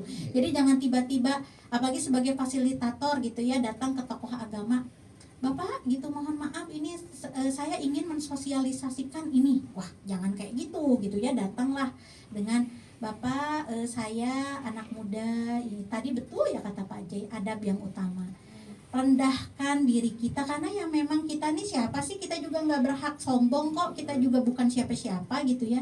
Jadi rendahkanlah ego kita, rendahkan pakai adab kita, bicara saya ingin belajar, ingin meminta arahan, ingin meminta pendapat dari, apalagi kalau boomers nih kan butuh pengakuan ya. Ya. Jadi sampaikanlah bahwa sebagai Bapak sebagai tokoh yang paling berpengaruh di sini gitu ya, apa yang Bapak sampaikan ini nanti pasti akan berdampak luas dan lain-lain. Seperti itulah, dibungkus tapi tujuannya nyampe, itu yang paling penting. Oke. Nah, itu mungkin tipsnya ya, Pak Mas. So, Jadi harus merendahkan diri, juga jangan sombong, sama latihan kesabaran kali ya. kalau itu Mungkin kan- sediain sansak kali di kamar gitu kalau kesel gitu ya, biar keluar pas keluar kamar seger lagi gitu. Ya. Baik, selanjutnya mungkin pertanyaan berikutnya chat atau dari tukar chat ya? dari Chat yang belum muncul nih. Sabar ya yang online ya, chat dulu nih. Bukan ngechat ya, ngechat. Nah ini dari namanya Ong Bi dari Ditjen Bimas Buddha. Pertanyaannya, bagaimana Gen Z mendefinisikan seorang pemimpin yang ideal atau efektif dibandingkan dengan definisi yang umumnya dianut oleh generasi milenial secara umum? Oke. Nah, mungkin nih Pak Jain yang Ya, secara konsep. baik. Silakan Pak Jain. Terima kasih. Nah, ini senang sekali, bagus pertanyaannya. Dan memang tidak ada yang kebetulan. Kami melakukan riset dalam konteks ini adalah bisnis ya, consulting. Waktu itu kita melakukan analisa, kita interview, wawancara para top manajemen yang which is itu adalah dari generasi senior ya Pak ya, boomers dan X dan Y. Kemudian di saat yang sama kita melakukan wawancara dengan generasi Z, karyawannya, staffnya. Jadi yang atas, mohon maaf ini yang kita bicara negatif dulu ya, itu mengeluhkan anak-anak sekarang ini kok kerjanya hitung-hitungan. Saya WA hari Sabtu nggak direspon ya. Padahal dulu zaman saya hari Minggu aja saya langsung direspon. Ya. Terus kalau Gen Z-nya kita tanya, gimana situasi Anda memandang atasan? Saya terus terang kecewa Pak, karena mereka mengganggu personal boundaries saya. Itu kan hari Sabtu Minggu kan hari pribadi ya. Iya. Kenapa urusan kerja dibawa ke situ? Nah, gitu kan. Dari situ kita lakukan project consulting sehingga training dan sebagainya. Maka kami mengambil satu kesimpulan di situ. Teman-teman Gen Z mendefinisikan atasan yang ideal menurut mereka itu adalah yang memahami situasi mereka ya, dan menyelaraskan need mereka dengan need perusahaan. Walaupun mereka tahu dia dibayar digaji untuk kerja, tapi mereka tidak mau disuruh sebenarnya. Ingin melaksanakan ide mereka. Berarti dia menginginkan pemimpin yang kolaboratif. Iya. Kemudian Gen Z betul sekali sangat membutuhkan yang mendorong mereka, motivasi mereka adalah recognizing, pengakuan Pak. Dan development. Ya. Nah, kalau generasi yang lebih senior yang dibutuhkan adalah reward ya. Ya. Masih urusannya dengan duit. Nah, kalau mereka enggak ada lewat gitu. Karena mereka orang tuanya sudah mampu. Jadi bagi mereka kerja adalah status. Dia langsung loncat ya, keempat ya, teori Maslow. Iya, gitu. Karena orang tuanya masih mampu. Maka ketika mereka kerja itu biasanya rajin update status ya. Ditegur sedikit rese, emang bete dan sebagainya. Maka mereka mendapatkan Gen Z ini adalah orang-orang yang membutuhkan pendekatan yang berbeda. Nah, ideal bagi mereka adalah pemimpin yang memahami mereka dan bisa recognizing. Pun kalau itu dilakukan, mereka juga akan kontribut ke pemimpin itu gitu. Nggak usah khawatir dan tapi di saat yang sama para pemimpin ini khawatir. Kalau saya lepas Pak J, kita kasih kewenangan, kekuasaan, masuk ke keluasan, nanti khawatirnya dia kurang ajar gitu. Ternyata enggak juga, mereka paham kok itu atasan saya, tapi dengan gitu sudah amat kali. Nah, itu jawaban dari bagaimana Gen Z memandang pemimpin yang ideal berdasarkan pengalaman kami, kajian empiris kami di beberapa project consulting yang kami lakukan. Mungkin Bu mau nambahin Mungkin Ya tadi saya setuju ya, biasanya Gen Z itu senang terhadap pemimpin yang memang mau melibatkan mereka dan juga mau memahami gitu ya mereka. Jadi kalau saya sih kadang-kadang ya namanya penugasan tidak terhindarkan ya untuk bersinggungan dengan personal boundaries mereka ya. Misalkan mau WA di hari Minggu nih ya, apa yang saya lakukan, saya minta maaf di situ ya, mohon maaf ya gitu, meskipun itu usianya beda jauh gitu ya dari saya tapi saya minta mohon maaf ya Mas X atau Mas Z gitu, saya mengganggu ini di hari libur, saya tahu ini harusnya waktu untuk keluarga, tetapi ini ada keadaan yang mendesak dan saya perlu peran Mas X atau Mas Z.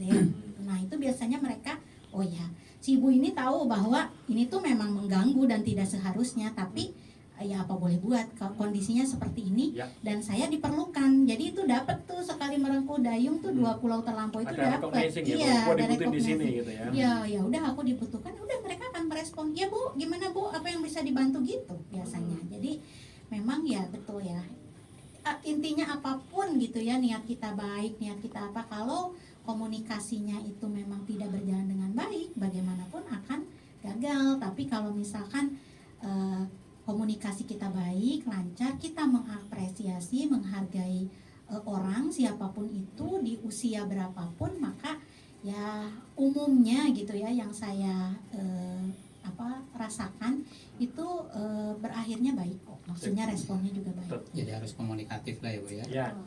Baik. Ini mungkin menarik sekali pembahasan kita berkaitan dengan pola, lebih condong ke pola komunikasi nih ya. Selanjutnya pertanyaan berikutnya, Yang resen. raise hand. Falak Yusuf, Pak silakan. Yusuf silakan. Bahtiar. Silakan. Baik, Assalamualaikum warahmatullahi wabarakatuh. Waalaikumsalam warahmatullahi wabarakatuh. Di sini saya mau bertanya, nama saya Falak Yusuf Baktiar dari SMK Negeri 1 Linggo, Bantul, Yogyakarta. Jakarta. Kita sebagai orang muda ya, terkadang itu kalau menjadi pemimpin tuh nanti memimpin kan kalangannya umur. Misalnya umur yang lebih tua itu terkadang kita itu canggung ingin meminta atau istilahnya apa ya, menyuruh ya. Iya. Menyuruh beliau-beliau yang lebih tua dan kita ini sebagai pemimpin muda itu bagaimana langkah-langkah yang bisa diambil agar tidak menyinggung perasaan atau hati orang-orang yang lebih tua. Ya. Seperti itu aja. Oke. Terima kasih. Wassalamualaikum warahmatullahi wabarakatuh. Waalaikumsalam. Ya, mungkin Bu Dr. Atin dulu nih yang jawab nih ya. Karena Silakan, punya silakan. pengalaman luar biasa. Silakan. Ya, Bu Dr. Atin. baik, kalau saya sih dibalik ya kata-katanya, kita mau nyuruh tapi komunikasinya adalah Bapak Ibu saya memerlukan bantuan ya.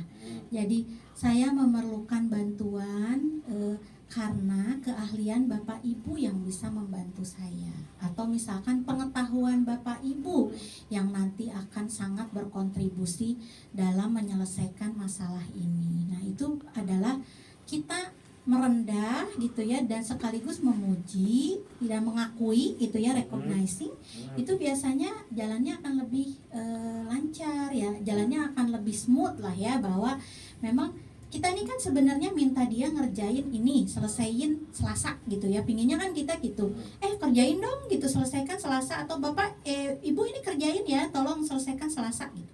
Itu tuh akan beda gitu ya dengan yang mereka rasakan dengan Ibu, maaf saya memerlukan bantuan Ibu untuk mengerjakan permasalahan ini. Dan jangan ragu ya untuk memberikan pujian. Itu biasanya ini kan hanya Ibu nih yang menurut saya sebagai pemimpin, Ibu kompeten untuk mengerjakan ini. Itu seneng ya, pasti siapa sih yang nggak seneng direkognisi sama pimpinan, maksudnya kemampuannya gitu loh. Karena saya lihat misalkan selama beberapa waktu berjalan ini, Ibu itu selalu tepat waktu, dan tugas yang Ibu penugasan yang Ibu kerjakan itu hasilnya selalu baik gitu. Nah, itu kan biasanya senang. Jadi biasanya kita nggak canggung untuk meminta gitu ya, karena bagaimanapun setua apapun gitu ya, dia sesenior apapun, ketika kita sudah jadi pimpinan ya dia itu adalah staf kita gitu ya. Tetapi ya janganlah kita bosi gitu ya, karena kalau istilah Gen Z ya, gue tahu sih dia bos, tapi ya jangan gitu-gitu amat. Itu kan selalu Gen Z itu gitu ya, keluhannya itu. Jadi jangan bosi gitu loh.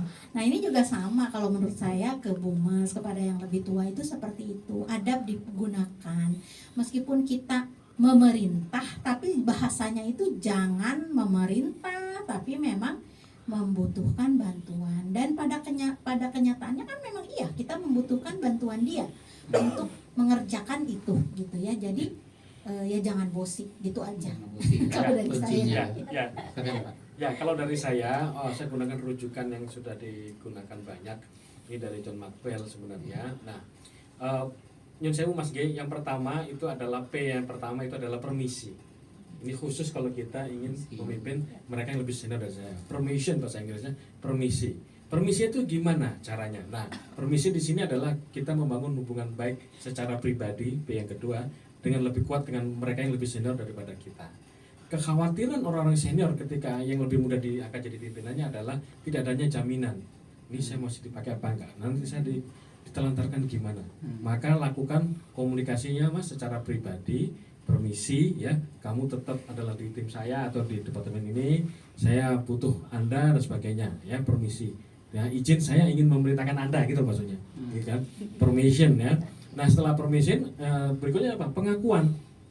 Gitu kan. Jadi akui semua kinerja pengabdian selama ini, diakui. Baru kita bicara P berikutnya adalah perintah dalam tanda kutip. Walaupun kita memerintahkan memang secara struktural, tapi secara narasinya, diksinya kita menyampaikan kita adalah minta bantuan kolaborasi. Insya Allah berdasarkan best practice kami itu akan terjadi.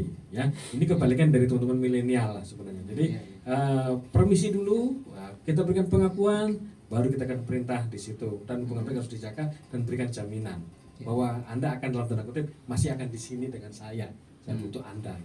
Itu kebalikan dari teman-teman milenial yang sebenarnya nggak butuh permisi apa sih, nggak terlalu. Yang penting adalah buat dia yang itu kerjaan itu buat saya ada manfaatnya nggak buat saya gitu. Nah itu beda lagi. Nah Ya, itu dampaknya nggak iya buat kalau orang anak milenial itu kata kuncinya adalah what's in it for me bahasa Inggrisnya. Kalau bahasa Jakarta lah buat gue apa gitu. Ya, cara pemimpin yang baik adalah menyelaraskan gitu. Ini buat lu sebenarnya ini, makanya dia akan melakukannya. Cuma cara ngomongnya berbeda ketika kita dengan yang lebih senior itu beda lagi. Ya. Itu yang Mas ya, Mas Palak semoga insya Allah menjawab ya. Amin. Oke, masih Pak Jai. Nah, mungkin pertanyaan berikutnya banyak pertanyaan nggak apa-apa ya Bu. Pak moderator mungkin nanti dibacakan per satu kotak beberapa pertanyaan, nanti biar narasumber menarasikan menangkap, keseluruhan. karena banyak kalau satu-satu dijawab Oh, iya. banyak yang dari chat itu. Oh iya, boleh kayak gitu Pak. Mungkin saya bacakan dulu. Mungkin suka-suka Bu Dr. Atis sama Pak Jai. Ya nanti yang kita dari- summarize lah. Iya betul, mungkin 5 pertanyaan bisa dibacakan dulu. Baik, terima kasih Bu Hadiah. Nah, ini ada beberapa pertanyaan saya bacakan biar kalau bahasanya biar seneng Pak. Nah, Bu Pak Nur Rahman dari Cirebon, tanyanya apa yang harus dilakukan untuk Gen Z dalam menghadapi leadership. Nah, jadi leadershipnya seperti apa nih Gen Z yang perlu dibangun saat ini. Terus kemudian apakah ada indikasi kepemimpinan leadership yang dibutuhkan masyarakat agar lebih baik dalam menjalankan tugasnya. Jadi ini khusus buat Gen Z nih Pak, kira-kira leadership seperti apa yang cocok dibangun oleh mereka. Ini kan masa pertumbuhan ya. Nah berikutnya pertanyaan dari Pak Muhammad Nur Hidayat Fajri SPD dari Bekasi. Apakah solusi yang ditawarkan dalam buku ini secara realistis dan bisa diterapkan dalam konteks budaya lokal dalam kehidupan hariannya? Nah kira-kira apa aja nih solusi hariannya seperti apa? Ya.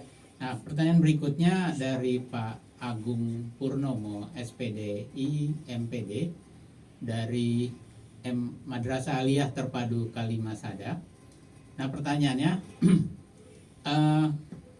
bagaimana strategi dan solusi dari Bapak J ketika stakeholder yang kita pimpin kinerjanya kurang perform karena ada 1-2 orang yang belum memahami visi dan misi yang akan dicapai. Nah kadang-kadang menjadi penghambat dan melemahnya dari setiap program yang saya jalankan. Oke. Nah kemudian untuk Bu Dr. Rati, Profesor, beliau menyatakan bahwa seorang leader harus mampu beradaptasi dengan lingkungan.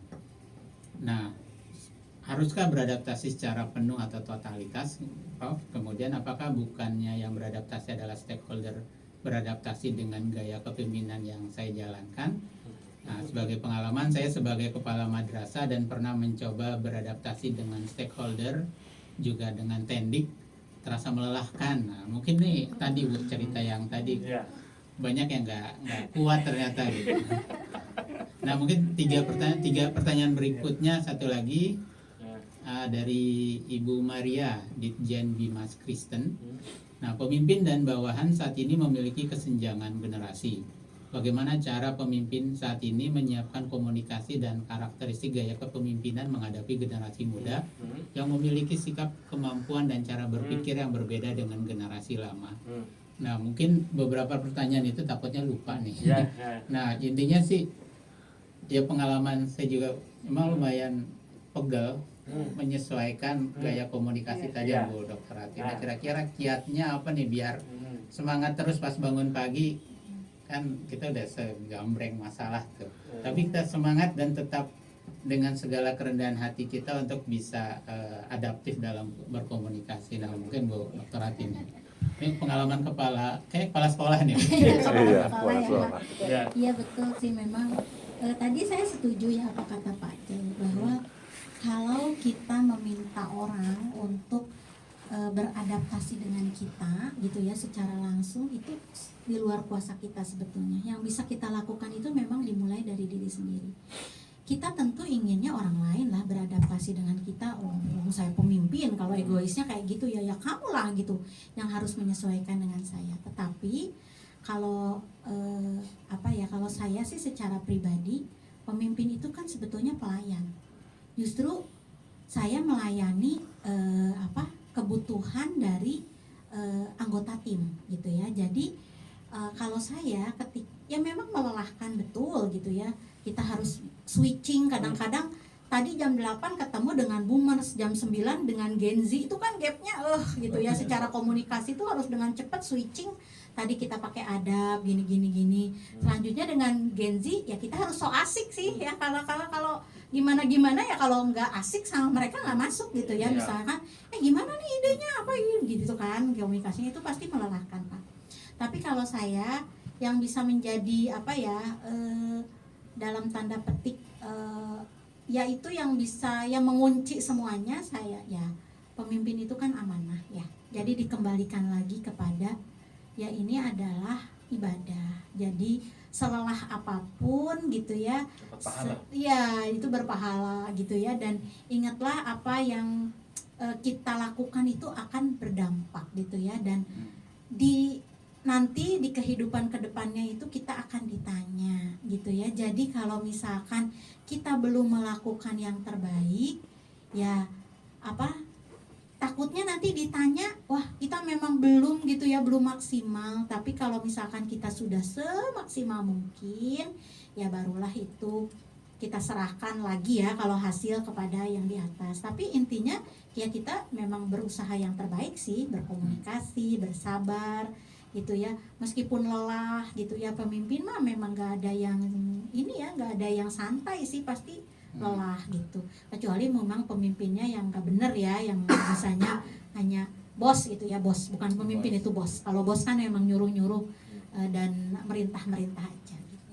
Jadi mungkin itu Pak, kalau lagi capek kembalikan lagi bahwa memimpin itu adalah amanah, dan apa yang kita lakukan sekecil apapun itu pasti akan diminta pertanggungjawaban. Itu biasanya akan menguatkan kita ya, luar dalam. Begitu mungkin dari saya. Oke, terima kasih Dokter. Nah, mungkin Pak Ajay kiat-kiatnya gimana nih Pak? Saya menambahkan, jadi memang betul sekali beradaptasi itu sangat melelahkan karena dia butuh emosi dan energi. Nah, saya mengutip yang disampaikan oleh Albert Einstein. Dia mengatakan orang yang jenius itu adalah bukan orang dengan IQ 200 Pak. Dia sendiri IQ-nya lebih dari 200, makanya dengan izin dia otak dia diawetkan sampai sekarang untuk penelitian. Albert Einstein mengatakan orang yang jenius adalah orang yang paling bisa dan cepat beradaptasi. Dan memang adaptasi itu nggak mudah, Bapak Ibu teman-teman semua yang hadir di sini. Butuh energi dan emosi, makanya dicakapkan melelahkan, pasti. Itu udah pasti. Pertanyaannya, kalau itu yang diperlukan supaya tujuan Bapak tercapai, apalagi pilihan yang lain? Nggak ada. Berarti kita harus beradaptasi. Oleh sebab itu, pemimpin abad 21 ada 3 skill baru yang harus dimiliki. Yang pertama adalah adaptability, adaptasi. Yang kedua adalah agility, kelincahan, gesit, cepat karena perubahan sangat cepat sekarang. Yang ketiga adalah flexibility, luas. Lah kalau kita kaku gimana? Keadaan memaksa kita harus berubah, kita nggak berubah, maka kita akan jadi korban dari perubahan. Minimal kita berubah sama cepatnya dengan perubahan. Apa yang berubah? Demografi. Staff kita, karyawan kita udah berubah, milenial, Gen Z. Iya. Lah kalau kita nggak berubah, kita kalau kata orang-orang zaman dulu kita akan ketinggalan zaman. Jadi nggak zaman. Kalau nggak zaman kita nggak relevan. Kalau nggak relevan, mohon maaf kita nggak dipakai. Iya. Kan itu realistisnya kan. Iya. Nah maka menyambut pertanyaan dari Bapak Muhammad Nur Hidayat Fajri, apakah realistis ini Pak yang disampaikan konteks lokal? Maka jawaban saya sangat amat realistis sekali. Solusi yang kita kembangkan di sini tinggal disesuaikan dengan situasi kearifan lokal di Bekasi. Iya. Ini kan hanya di Bekasi ini. Iya. Sesuaikan aja narasi, tapi esensinya tetap sama Pak, karena makhluknya, manusianya tetap sama. Dan kita ini kejadian ini bukan di Indonesia, di global. Secara umum ya. Di Korea, di Jepang, di Tiongkok dan sebagainya, bahkan negara maju itu terjadi. Gitu. Bahkan ada film yang membahas untuk generasi ini. Iya. Ada filmnya yang di situ dalam satu adegan. Maka Di Jepang gimana tuh Pak? Karena Sama. hierarki iya orang sama, tua Nah, sama juga sama, ya. sama. Dan di Tiongkok mereka punya istilah yang berbeda, kebetulan saya lupa. Istilah masing-masing negara ini beda-beda, tapi esensinya adalah leadership gap syndrome, itu aja. Iya. Gitu ya. Oke. Terus apakah ada indikasi kepemimpinan yang dibutuhkan? Nah, kurang lebih sama ya jawabannya Pak Nur Rahman di Cirebon. Jadi untuk teman-teman Gen Z juga sama ya. Kata kuncinya gini, persis seperti minggu lalu saya memberikan trainingnya. Semua pihak nih, baik generasi milenial atau kolonial, yang pertama dibutuhkan adalah empati. Empati. Iya, saling memahami ya Bu ya, Iya, saling mengerti. Bapak itu pimpinan kita seperti itu perilaku beliau, sikap beliau, karena beliau lahir besar dengan suasana yang berbeda di zaman itu. Itu hajatan perang dunia kedua kan selesai Pak, tahun 40-50 mereka lahir. Itu kan kondisi kan sulit ya Bu ya, resesi, banyak perusahaan tutup ya kan. Sementara generasi berikutnya lahir dunia lebih aman, nyaman gitu. Berarti perilaku juga beda. Jadi empati loh, tolong dipahami, kami ini beda.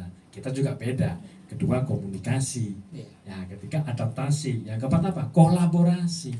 Iya, itu satu di antara empat di antara teknik yang bisa kita kembangkan mengatasi situasi supaya kesenjangan ini tidak terjadi gitu. Iya. Gitu, dan tujuannya tercapai. Ya. Baik, terima kasih Pak Jai. Nah mungkin kita masuk ke pertanyaan berikut karena kita dibombardir banyak pertanyaan. Pak. Dan kita senang Pak Iya. bertanya.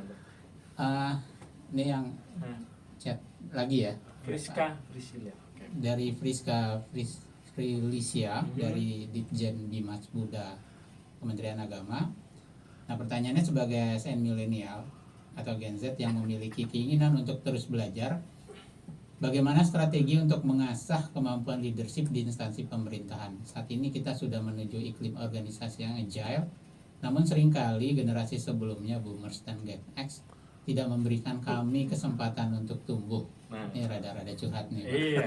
Nah, kemudian sebagai perempuan, masih sering terjadi adanya stereotip Ya, bahwa perempuan tidak bisa betul. memimpin dengan efektif. Nah, ini buat ibu nih. Hmm. Bagaimana cara branding diri kita agar dapat dipercaya untuk memimpin suatu proyek? Nah, mungkin dari pertanyaan berikutnya dari Pak Alvin, apakah pemimpin perlu memiliki keahlian manajemen organisasi? Karena banyak juga pemimpin yang ahli di bidangnya, tapi tidak memiliki keahlian dalam manajemen organisasi. Nah, pertanyaan berikutnya, mohon maaf diborong ya Bu. Pak Reza ini Pak Reza Pak Ibu Anastasia. Nah, saat kami para Gen Z atau millennials menjadi leader baru, kemudian di satu tim yang kami pimpin ada anggota yang lebih senior misalnya dari segi usia contohnya, bagaimana sikap kita sebagai leader untuk bisa merangkul dan supaya bisa membuat mereka tidak sepele atau mau berkoordinasi dengan kita sebagai leader. Tadi sudah terjawab ya. Nah, berikutnya dari Pak yang tadi ya. Berikutnya dari Pak Andika di Pura Lamongan Jawa Timur. Dalam pendekatan situasional leadership, pemimpin dituntut untuk menyesuaikan gaya kepemimpinannya dengan kondisi dan karakter tim. Bagaimana pendekatan ini bisa diterapkan secara konkret dalam mengelola tim yang terdiri dari anggota lintas generasi? Ini mungkin pertanyaannya mirip-mirip ya Pak. Terakhir nih di bawah lagi. Belum ya. Habis. Nah, mungkin dari Ibu dulu nih yang perempuan di beberapa ya itu tadi. Kira-kira Ibu ada strateginya nggak Bu untuk kadang-kadang kaum pria nih kalau emang kurang ajar. Padahal kita ininya sama. Kira-kira menurut Ibu seperti apa, Bu? Iya, ya mungkin saya juga beruntung karena ada di lingkungan yang sama sekali tidak mempermasalahkan gender ya. Kalau di lembaga riset itu kan mungkin lebih terbuka. Equality. Ya, equality-nya itu bagus gitu ya, dan juga ya siapa dia yang mampu dia yang akan naik gitu ya. Meskipun tetap saja gitu ya, dari 8 kepala pusat riset itu perempuannya di awal itu hanya saya 1 gitu ya, di akhirnya kemudian ada 2. Ya ini juga sebetulnya bukan karena sistemnya juga gitu ya, karena juga selain kita dianggap tidak bisa memimpin gitu ya, misal di ini gitu ya, ada anggapan seperti itu dari perempuannya sendiri, itu juga kurang percaya diri gitu ya, atau juga dia merasa aduh nanti repot lah dengan anak, dengan apa, udah saya jadi yang biasa-biasa aja gitu ya. Jadi ini sebetulnya 2 hal yang mempengaruhi ya, saling mempengaruhi kalau menurut saya. Nah kalau saya sih dulu berangkatnya itu dari track record gitu ya. Kalau misalkan saat ini Mbak Friska gitu ya merasa oh saya belum dikasih kepercayaan nih gitu ya, padahal saya merasa saya mampu tapi kesempatan itu belum datang. Mulailah dengan personal branding, bahwa kita itu mampu gitu ya, ikut kompetisi, menulis di media populer, kemudian ya menulis buku gitu ya, menulis opini gitu ya, kemudian meningkatkan pengalaman, dan kita menunjukkan bahwa kita kompeten gitu ya. Dan apalagi kalau kita sudah mendapat penghargaan gitu ya, artinya kan rekognisinya itu sudah ada gitu. Nah itu tuh pasti secara lambat laun itu orang akan menilai wah dia mampu gitu ya, bahwa untuk menjalankan ini gitu. Nanti tuh kepercayaan akan datang kok gitu kepada kita kalau misalkan kita sudah membangun track record dengan baik gitu ya. Nah nanti kalau misalkan di awal itu kan biasanya baru ada kepercayaan ya, misalkan memimpin proyek kecil gitu ya, meskipun itu kecil tapi do the best gitu ya, itu akan menjadi pembuktian bahwa kita mampu untuk tugas-tugas berikutnya. Dan memang ini terbangun ya, jadi tidak ada yang serta-merta oh kepercayaan itu datang gitu ya, tidak seperti itu. Apalagi saya juga bagaimanapun walaupun itu di lembaga riset gitu ya, atasan saya kan tetap boomers, atasan saya kan tetap generasi kolonial gitu ya.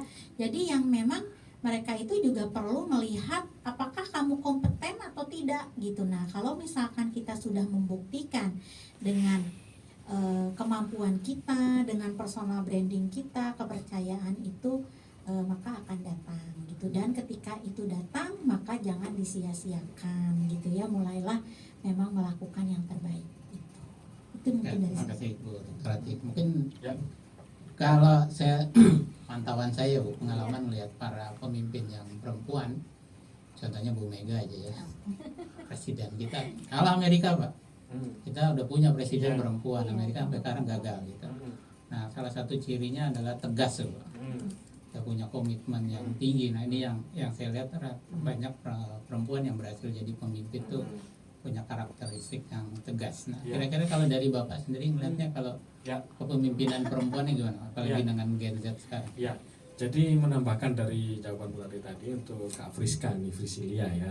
Oke, tidak memberikan kami kesempatan untuk tumbuh. Maka jawaban saya selain yang disampaikan Bu Ratih tadi, yang namanya sukses itu bagi saya, Bapak Ibu dan teman-teman ya, itu adalah bertemunya kesempatan dengan kesiapan. Jadi sementara belum ada kesempatan, nggak apa-apa, bikin kita siap. Siap tadi di-upgrade terus diri kita. Ya, tidak harus mengandalkan institusi, kita investasi pada diri sendiri. Mungkin ikut training, seminar, sertifikasi online, offline nggak ada masalah. Terus menerus buat diri kita siap. Ketika kesempatan ada, ya kita lah yang dapat karena kita sudah siap. Meskipun saat ini belum. Dan itu butuh waktu, butuh proses, nggak bisa instan. Ya.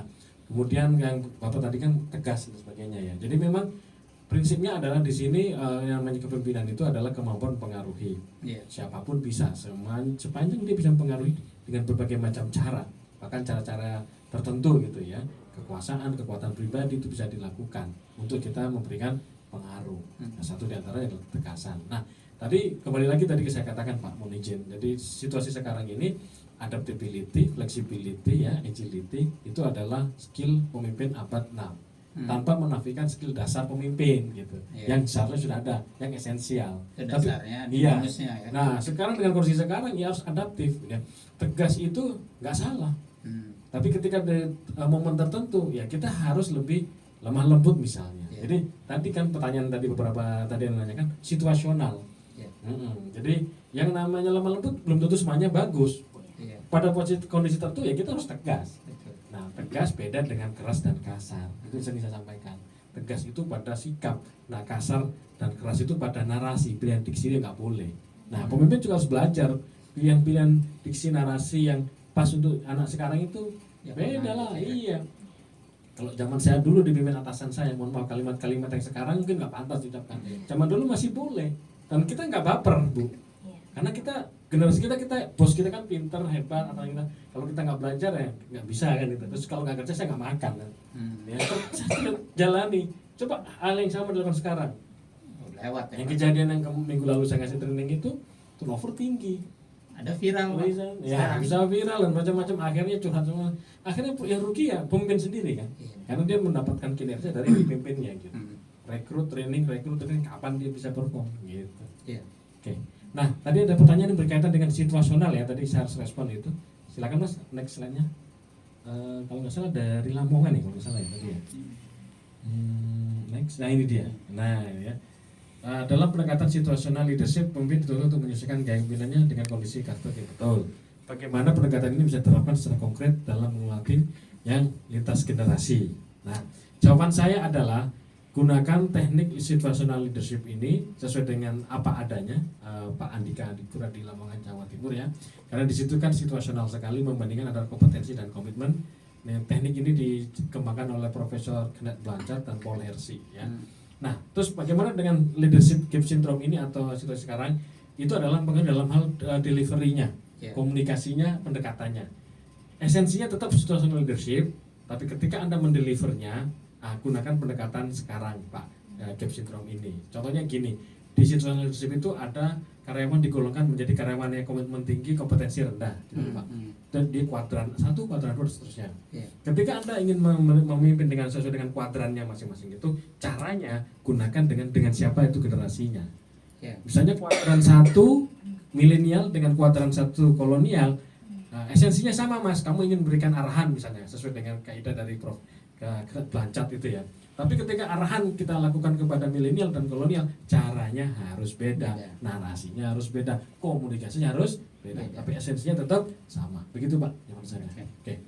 Bu, mau nambahin? Kayaknya Udah ada. Baik. Nah, memang be prepare tadi yang mungkin penting ya buat para Gen Z ini. Jadi jangan kelamaan mutung ya. Jadi be prepare, persiapan diri. Ketika ada kesempatan langsung masuk. Ini yang kadang-kadang kelupaan ya Pak. Be prepare. Ini kalau saya kesiapan. Kalau di dalam saya Badan Powell itu yang ngomong be prepare. Nah, baik. Ini pertanyaan sudah banyak terjawab ya. Tambahannya satu dari teman-teman. Nah, kebetulan dari audiens yang ada di sini nih. Silakan. Nggak ada ribuan audiens di sini. Mewakili jutaan orang. Saya aja deh. Silakan. Ibu Sri ya. Baik, terima kasih. Baik, terima kasih Bapak Ibu narasumber dan Bapak moderator. Terima kasih atas kesempatannya. Ini mau bertanya nih terhadap Pak Jai ya dan Ibu Rati, partner in crime. Ini kan kita sebagai perempuan ini kadang leadership di kantor itu terbawa ke rumah gitu ya. Biasanya kan ya di kantor kita sebagai leader gitu kan. Nah, udah oke lah dengan teman-teman atau tim. Nah, tapi terkadang itu terbawa ke rumah, misalnya terbawa ke suami atau ke anak. Kadang-kadang secara tidak langsung tuh agak terpengaruh. Nah, ini bagaimana nih cara mensiasatinya supaya bisa dua-duanya itu berjalan dengan normal? Mungkin itu saja. Terima kasih. Ya, silakan Bu Rati. Pengalamannya gimana Bu? Ya, baik, terima kasih. Mungkin kalau pasti ya secara alami itu bagaimanapun akan terbawa, meskipun kadang kita nggak mau gitu ya. Tapi biasanya di sini akan sangat berpengaruh kalau kita mendapatkan partner yang tepat. Maksudnya adalah suami yang bisa memahami. Ketika di awal itu memang saya juga beruntung ya waktu itu, karena memang suami saya itu bukan tipe patriarki sama sekali gitu ya. Jadi dia itu justru yang sangat care terhadap isu kesetaraan gender dan lain-lain gitu ya. Nah, jadi gak masalah sebetulnya gitu ya suami saya. Tapi kadang-kadang kalau misalkan ada hal-hal yang terbawa itu, biasanya saya selalu bilang kepada suami saya, tolong saya diingatkan gitu ya. Jadi kalau misalkan itu menurut tidak dapat diterima gitu ya oleh suami kita, atau bahkan saya bicara dengan anak saya gitu ya, tolong diingatkan gitu mama. Kebetulan saya ini keluarga kecil ya, jadinya dulu itu suami saya juga sama memiliki tugas sebagai manajer. Terus anak saya ketua OSIS. Kebayang kami 3 orang yang punya tugas kepemimpinan. Tiga-tiganya pasti punya ego ya masing-masing gitu ya. Ketemu, tetapi ya intinya itu adalah ya komunikasi. Ya saya sebagai seorang istri gitu ya, yang bagaimanapun suami saya itu juga adalah pemimpin ya kalau di keyakinan saya gitu ya. Bagi saya minta supaya dia mengingatkan kalau misalkan saya ada melampaui batas gitu ya, atau seperti apa. Begitu juga kepada anak saya gitu ya, kan anak saya juga Gen Z nih Pak. Jadi ya pasti kan dia juga tua ya Bu ya. Iya. Jadi saya juga bilang ke anak saya, kalau misalkan mama ada suatu hal yang menurut Dava gitu ya otoriter, atau misalkan tidak memberi kesempatan Dava untuk memberikan alasan atau tolong mama diingatkan. Jadi memang di antara kami bertiga ya kami saling mengingatkan lah seperti itu. Intinya itu sih Bu Sri kalau dari pengalaman saya. Bu Sri mana ngomongnya? Bapak J. Sebagai seorang bapak. Dari sisi suami ini ya. Oke, simpel aja. Yang pertama tentunya adalah awareness ya, kesadaran bahwa ini sekarang kita ada di rumah bukan di kantor lagi. Itu saya sebagai suami. Walaupun itu perlu waktu proses, nggak mudah, nggak cepat juga berproses. Alhamdulillah sekarang lebih baik. Yang kedua adalah adaptasi lagi. Saya di kantor, apalagi sekarang kami menghadapi banyak klien kan, customer, klien kita, dan klien kita itu yang kita hadapi kan C1 ya posisinya ya, CEO, presiden, direktur, yang mohon maaf mereka datang ke kami atau ngobrol itu ya curhat sebenarnya. Dan curhatnya itu levelnya dahsyat sekali ya, strategik. Itu kita nggak mudah menyerap energi orang itu kan, kita juga lelah gitu. Oke, sampai ke rumah ya itu di awareness, ini sudah nyampe rumah, sudah selesai, saya ketemu istri dan anak saya harus beradaptasi dengan beliau. Yang ketiga, nah alhamdulillah karena sekarang zaman sosial media ya, jadi gini, di bawah generasi Z ini setelah A, B, C, Y, Z kan kembali ke A, Alpha kan, generasi Alpha. Anak saya adalah generasi Alpha. Kalau menurut Prof. Renal Kasali itu namanya generasi strawberry ya, kayak gitu kan. Nah, ternyata tanpa saya sadari saya bersyukur karena saya juga sering update di sosmed begitu. Apa yang saya lakukan di sosmed itu menginspirasi anak-anak saya, itu saya bersyukur banget. Oh, karena dia sudah punya akun IG lah, paling nggak IG gitu. Dan lihat bapaknya seperti ini, di rumah seperti ini, dia bangga di sana, dia belajar di sana. Seperti yang Ibu sebutkan tadi ya, dari ketua OSIS lah, apalah sebagainya. Alhamdulillah saya bersyukur. Berarti ya, kita memilih hal yang positif dari perubahan zaman ini adalah memang betul harus adaptasi gitu. Andai kata saya tidak mau buka akun IG, saya malas dan sebagainya, nah anak saya kata dimiskin oleh saya, karena bahaya kalau dia kan yang lain kan gitu urusannya. Intinya sih itu sih, kesadaran, adaptasi dan luas, dan ya kita tegakkan hak dan kewajibannya masing-masing. Dimana saya sebagai kepala keluarga kan memang kewajibannya banyak sekali ya Bu ya, fidunya wal akhirah. Saya harus sadar itu ya. Begitu Bu, terima kasih.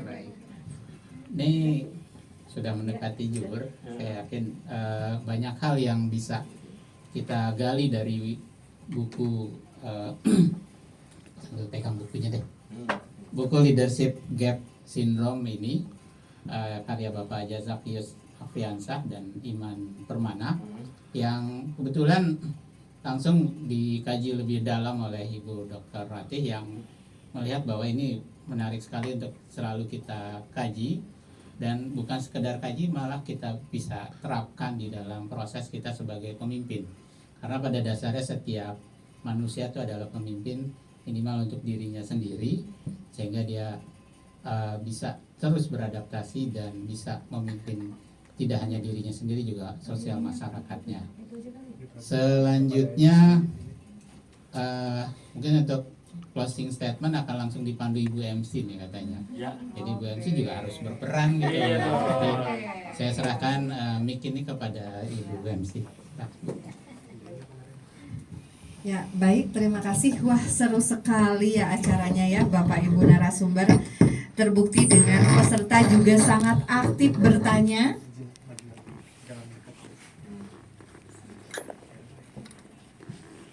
Peserta sangat aktif bertanya dan tentunya pengetahuan kita bertambah banyak yang terkait dengan leadership gap syndrome ini.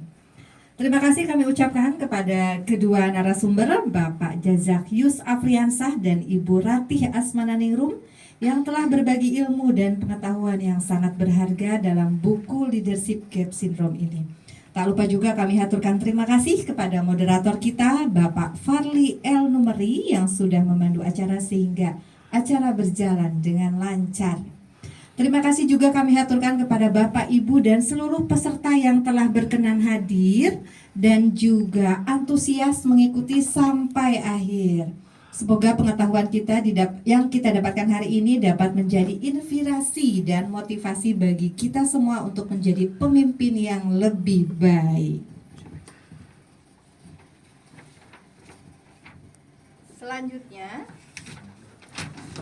Selanjutnya, bagi teman-teman peserta yang ingin tahu informasi acara seluruh lainnya, silakan follow Instagram Perpus Kemenag RI dan @Balitbangdiklat. Untuk menutup acara ini, marilah kita bersama-sama mengucapkan hamdalah. Oh iya, gimana? Pengumuman pemenang. Oh iya, pengumuman pemenang. Oh iya, mohon maaf. Ini karena saya di belakang layar ya, jadi tidak terbaca. Mohon maaf. Untuk pengumuman pemenang pertanyaan yang terbaik. Nah, siapa nih? Silakan dimunculkan. Ini belum muncul ini.